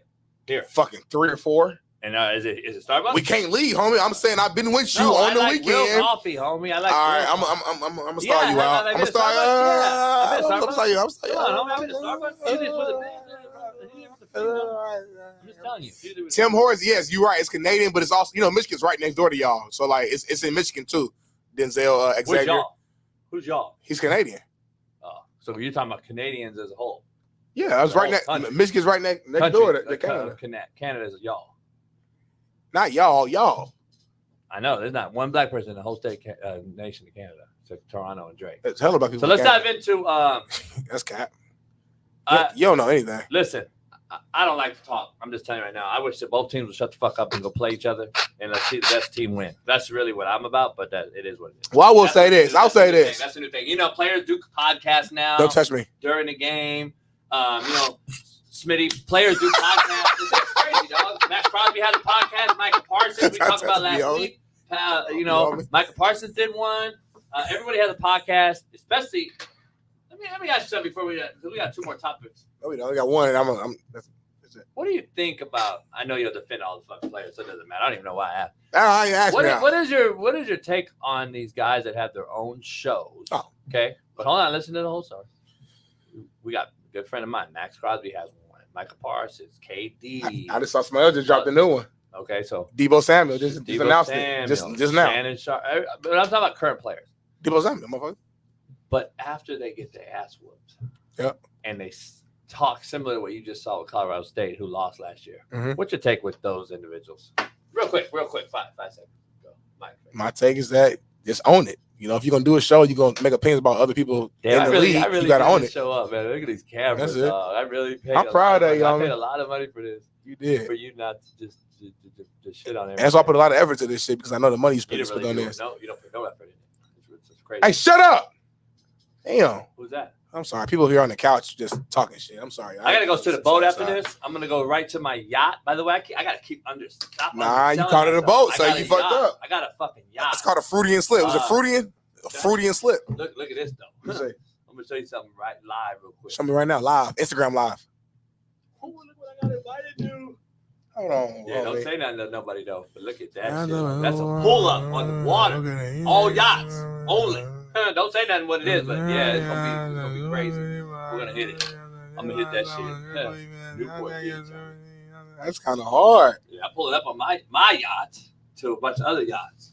Hey, you can have 12 people on your yacht with you. So I mean, what? You have about 12 people on your yacht. So 12 people that underweight. Yeah. Yeah, underweight. So let's bring them on. Can't really go. A lot of my I'm gonna go with you. Then everybody's gonna be like, just you're not invited. I just showed you the flyer. But the problem is, I know where the boat is at now, homie. That's the problem. That's the issue. My boat, but not where that is. And you won't get on the water. And I know where your boat is at, and I got homies too. I'm gonna leave it at that. You already know. I'm not jumping in the water, hell no. But I know where the boat is at. I've been in boats forever. I'll get in the boat. I'll have my homies come with me if we need to. If it's a problem. So, all right, let's dive into this real quick because it's a great take. It is a great take. I'll give you coaching insight on this Tennessee football. I would say coaching tactic. Bailey will show you, and I'll break it down. Have a thing for that, which is if we score too quickly, on the extra point, we have a designated fake injury guy who you can watch. It's Jackson Lampley every single time. If we score too quick, he goes down. And on the broadcaster, I was like, oh, hope Lampley's okay. He's completely fine. We do that to give the defense an extra 90 seconds or so. I did that once. This was my rookie year, and we're in the huddle. Same situation happened. We scored too quick, and we needed our defense to rest. And I was on kickoff. And they were like, hey, Aaron, you're going to fake an injury this on kickoff. And I was like, okay. They're like, yeah, we need our defense to rest. So I was like, all right. And so the funny thing is they called my mom, one of the dudes on the sidelines, called my mom. They was like, hey, we're just letting you know he's not hurt. He's just faking an injury to let the defense rest. He was like, okay. So I run down. I just lay down. And then when they come up to me, because the trainers know too, they just come up to me and they're just like, so what's up, man? I'm like, man, I'm just chilling, man. How you doing? Let me dive into this real quick. I want to dive into it real quick. That's a coaching tactic. I used to teach it. Anytime we had an injury, I would teach a kid to fall. And he ain't hurt. But guess what? If I don't have a timeout or I want to save a timeout, I teach it. And I believe I've been doing it for 25 years. Fall down. And we taught it. We had a signal. Motherfucker fall down. Bloop. So I can get a timeout, save a timeout, or keep one in my pocket. That's just a coaching tactic, man. I'm just gonna be honest. And it is what it is. It is what it is. You can call your opponent now and tell them that you're gonna onside, but you guys in the chat think that should be illegal. I love when JB start cracking up laughing. People been faking man. Injuries forever, You man. That's soft as pussy. That's regular stuff, man. That's regular stuff. But if it's not soft to call over, hey Jim, we're gonna onside right now, okay? I'm gonna kick it right at number 22. All right, guys, hey, appreciate you, man. Let me know. Thanks. All right, bye. That's not soft though. Perspective's a motherfucker, man. Wait, do we have breaking news? I don't know. Click on that chat and just see. Did you get something that's going on? Man, I think we got something going on. I think we're gonna do is it a call in, just audio, Bailey, to start? Who's calling in right now, Bailey? Whoever's calling in, Bailey. Hold. Hell no. Ain't no way. Hello? Is this up? Can y'all hear me, Coach JB Smitty? Can y'all hear me? Hell yeah, we hear you, man. Hey, are you really hey man, we appreciate you calling in, man. I know you don't get a lot of people don't call in. Let me ask you something, man. Is this real? What's going on, or did you fake this shit? The IG live. Look, let me tell you something. I kept it professional last night for ESPN and all my followers on Instagram. I apologize to all of them. But one thing I know about you, Smitty and Coach JB, y'all allow people to keep it real. Go keep it real. I was getting it in. I was getting it in. Was beating them cheeks up. I was tearing that ass up. And because I can keep it real on y'all show, I'm not going front. I'm going to come on here and tell you I was beating it up. So hold on, homies. Rewind a little bit. Okay, I appreciate you for being honest and being real and owning it and telling us what it was. You was really slapping them cheeks last night. But how did you get on IG Live? Because I'm a social media guy. That's my main job. I do it for Fox. I do it for other places, of course. How do you? It's hard to go live on IG. It's multiple steps. What happened? Look, I don't know what. Look, I came home. We was listening to some Luther Vandross.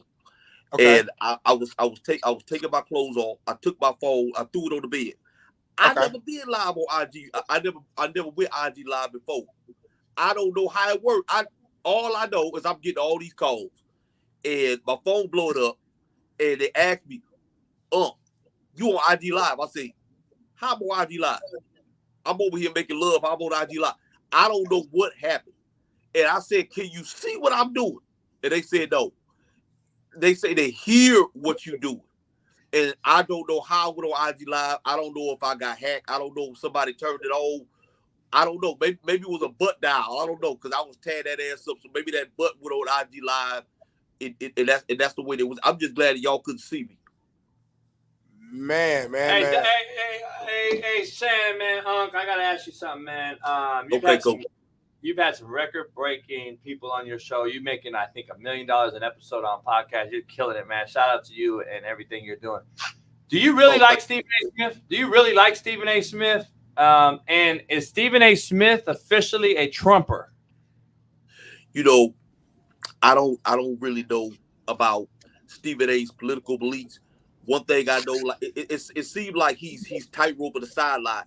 One minute he's talking about comedy, the next minute he seems like he be siding with Trump. So I don't really know what Stephen A. believes. I just know it's better working with Stephen A. than it is with Skip, because so far Stephen A. did nothing to disrespect me on live TV. So I really don't know though. I'll find out for you, Coach JB, and I might have to leave it in your DM or something like that. But his political beliefs, I don't really know. He just seems like he's right there in the middle. One more question. There are some things floating around out here about you. No, he didn't. No, he didn't. No, he didn't. Find that old. You know, my grandmama used to say, a picture is worth 1,000 words, but this picture right here is a damn lie. Now, what happened? You know, now, Coach JB, come on now, man. You coach. I just had, all these knee surgeries I didn't have. But I got out the car with them tight-ass pants on. Now, I don't know if you ever wore no pants that damn tight. But sometimes when your pants tight, it makes your legs shift in all kind of different directions, even when you don't want it to do that. And so when I got out the car, my legs shifted in that direction, and it just twisted me all up like a damn safety pin. And I'm telling you, that picture make you look bad. It really do. It make me look bad. But you heard what happened last night, and that was a Michelle, okay? There wasn't no Michael. So you already know that don't sway like that. Get it in. Let me ask you something. Last night, the Michelle that everybody's worried about or asking about. It wasn't Michelle Obama, but okay. Was it a white girl? Oh, you know what? She's a very, very private person. She don't, she didn't have nothing to do with that. But I will tell you, she had a little bit of that Latina whoop in her. I know you heard her calling me Pop. I know you heard that. I know you heard her calling me Pop. I actually heard a lot of stuff. Why were you grunting towards the end of the video that was legal? It was like some very, very deep grunting. A lot of people, like comedians and other athletes, I saw Gillian the Kid, I saw Deshaun Jackson, I saw others kind of joke at you for can you break down what was going on in that moment? Man, come on, Smitty. I mean, look, we all. I'm going to assume that all three of us right here, only Coach JB, you heterosexual males with a whole lot of that Red Bull testosterone up inside of you. I was getting ready to come. I ain't finna sit there and lie to you. I was getting ready to come, and it was making me grunt like that. That's why I was grunting like that, because I was getting ready to have me an old orgasm and made me feel like I got a touchdown for the Broncos. Wait, you about to get ready to do what? Make me feel like I was going to get a touchdown for the Broncos. You about to come, you said, though? I was about to come. That's why you heard me growling like that. I was about to come. What them old Smitty, what them old rappers be saying? I was finna bust me a nut.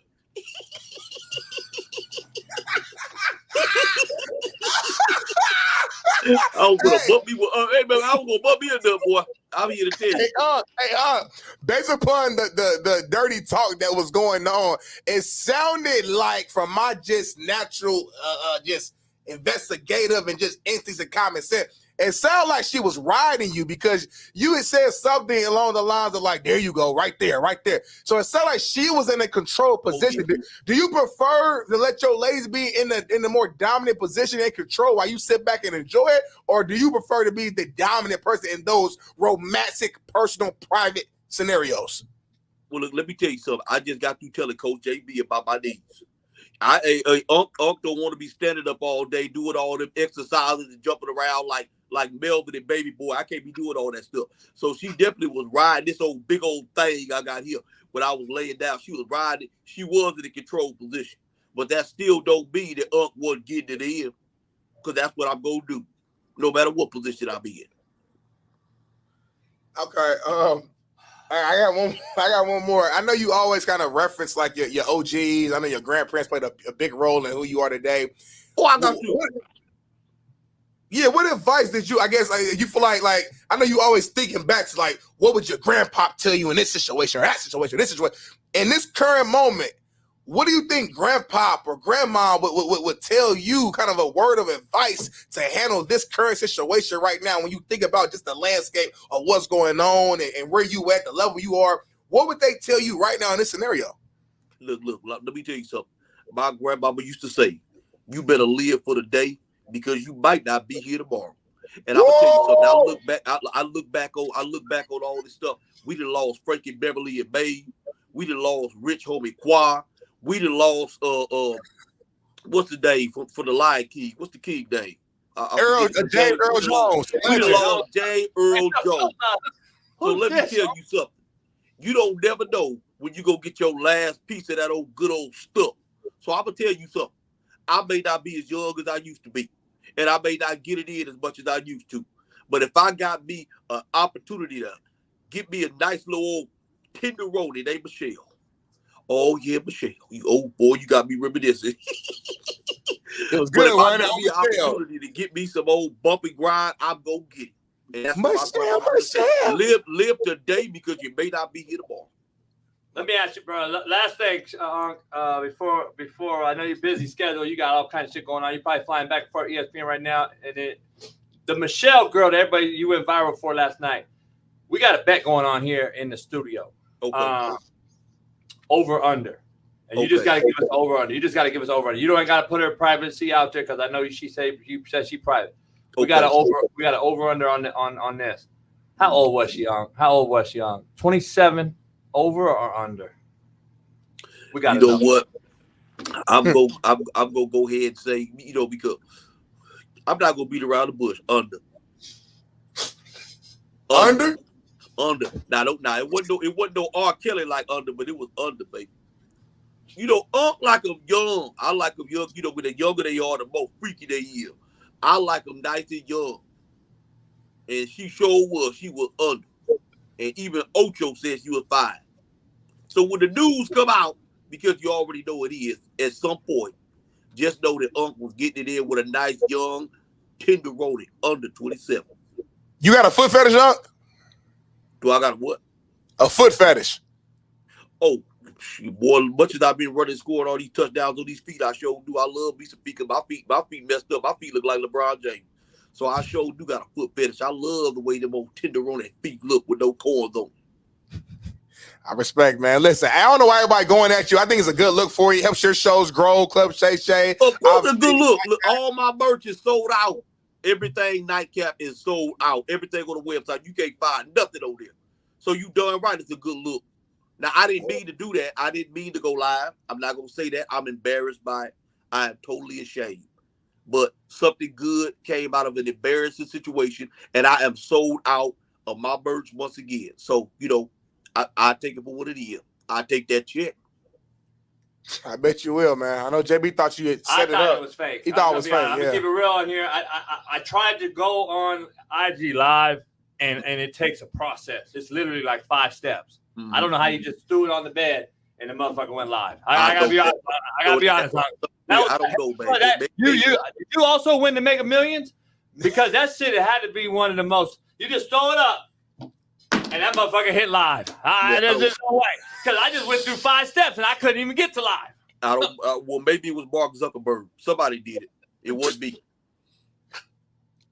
You don't think your homegirl Michelle might have set you up, homie? Like, I think that's my conspiracy.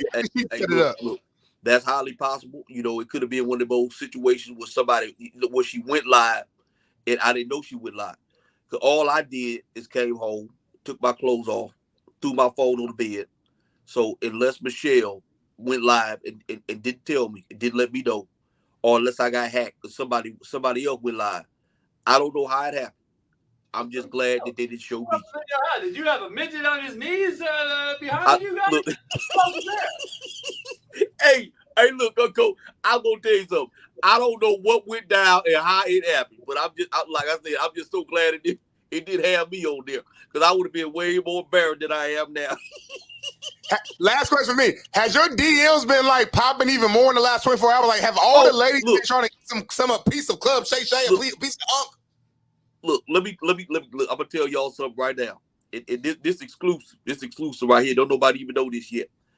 I done got me an offer from Pornhub.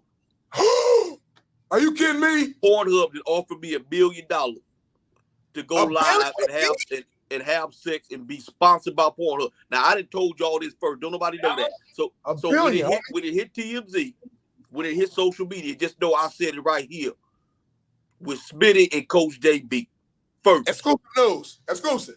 That's exclusive news. And if you don't believe it, Google it after we hang up. Well, man, I got one last question. One last question, man, before we let you go. Okay, go. I heard the name Michelle. Okay. But I'm hearing some very, very interesting takes. I got a few friends over at ESPN that text me, and I gotta ask you, man. Did you just use the name Michelle, but the real name starts with M as well, as in Molly Quorum? Oh my God! Was that Molly Quorum? Keep it real, is that Molly Quorum, homie? Was that Molly Quorum? Keep it real, was that Molly Quorum?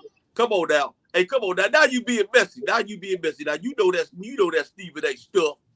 You know that's Stephen A. stuff. You coming on here, you being messy now. Now you being messy. Now I'm not gonna confirm or deny. But I'm not gonna say. I'm not gonna say. You try to give me a Stephen A. and I can't, and then you go walk off. You know you was wrong for that. Oh boy, you was wrong for that. You wrong for that, coach. You asked me, y'all wrong, man.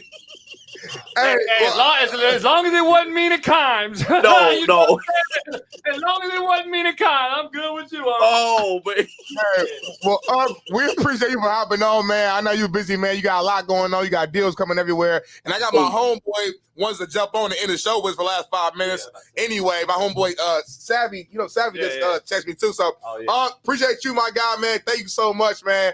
Enjoy the rest of your day. Oh, y'all enjoy yourself. All right. Yes, sir. Come up, man. Uncle Shannon Sharp, man. We told y'all it's a possibility, and he called in, man. We gonna get y'all fans an extra 5 minutes though since we here. My guy Savvy, he was watching just now. He said, "Bro, I gotta jump in the show." So let Savvy, Bailey. I don't know if Savvy's here or not.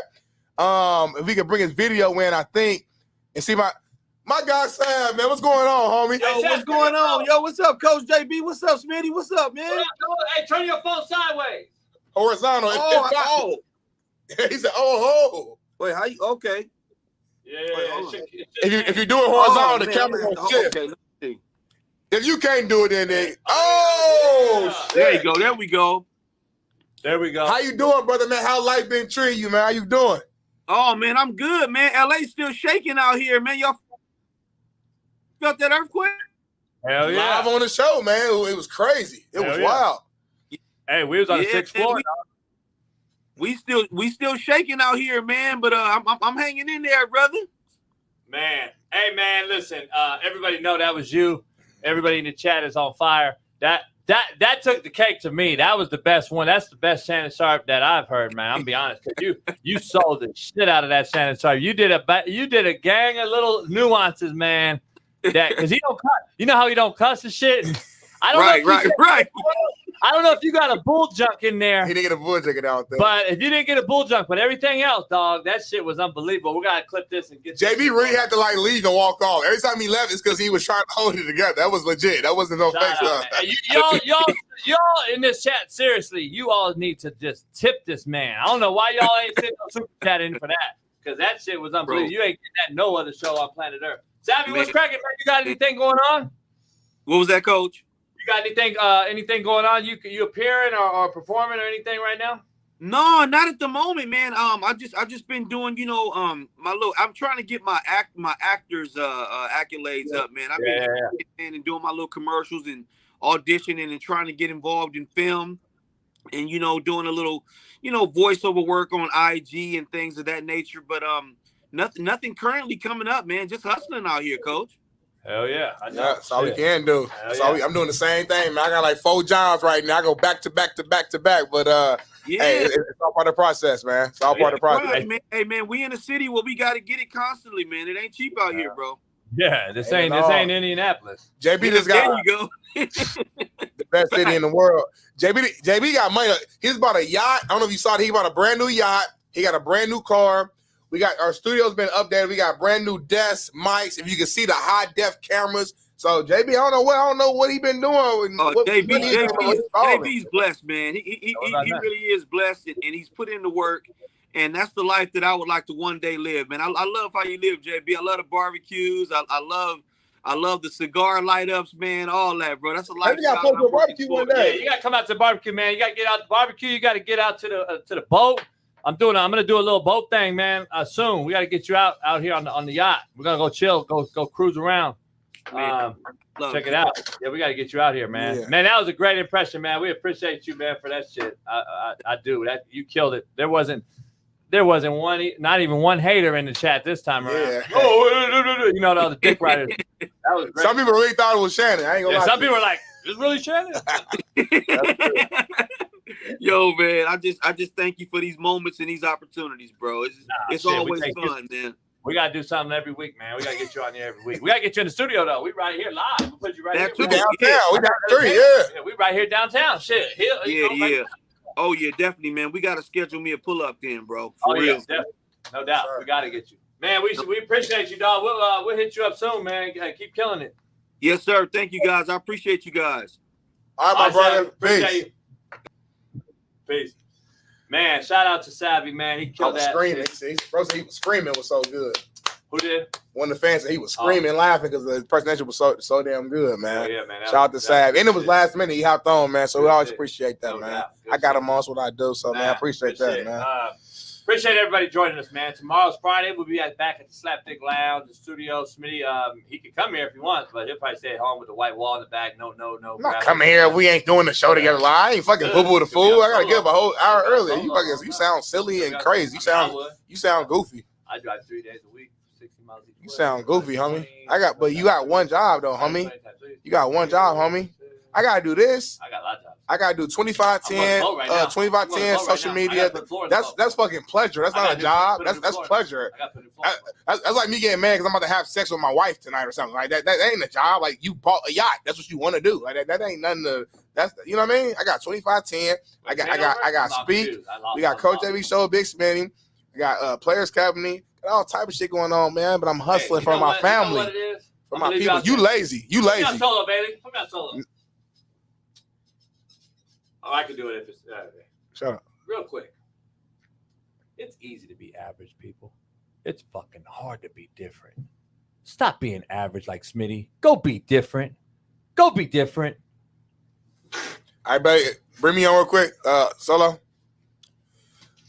Now we just ask Bailey to do solo, Rolo. Don't listen to everything that Coach JB says. I know you're a fan of his and what he said and what he did on Last Chance U. That's not the real him. I know the real him. He's soft. He's soft. He's a puppy. He's not savage. All the cussing and yelling. That's not who he is off camera. He takes care of his people. He cooks for them. He cleans for them. He invites them over. Friends, family, loved ones. He's very sensitive. He's a big lover. He puts out this front for you guys. I'm telling you the real. So listen to Big Smitty. Everything I say on here is facts because I said it. And who I am on camera is who I am off camera.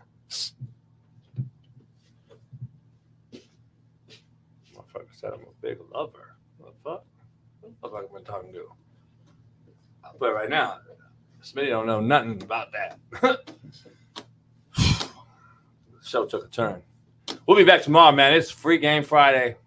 Jeff Nadu, Big Matt and McChesney, I think will join us. Is he? Is Matt hopping on? I think so. I don't know. That's Bailey. Ask Bailey. That's Bailey. You know, that's his co-host. Bailey know everything. Why you? What? Bailey know everything. I'm saying like in reference, like if we can get Matt on, like he know that, like this is co-host, like he on the show with him. He said he told you. He said yeah, he coming on. Thank you. See, think you're not. We're gonna get Matt on tomorrow. Well, who else we got tomorrow? We got a lot of people tomorrow. Shaun King tomorrow. Shit. Who else? I gotta be a master scheduler, man. I gotta go. Me, you, Shaun King. Me and you. I mean, Matt McChesney. Is that it? Jeff Nadu. We got a lot going on tomorrow. We got to figure it out tonight. I don't know, man. Let me know. Shout out to everybody, man. Much love to all you guys. We will see you tomorrow. Head on over to winnable.com/slap picks and make those price pick bets tonight using my promo code Coach JB. We'll see you tomorrow. God willing. Peace. Issues get pressed so fast you don't get sacked like bags and baggage. Smitty and Jason Brown, killed it, yeah, it's a rap. We what the game's been missing, we switched.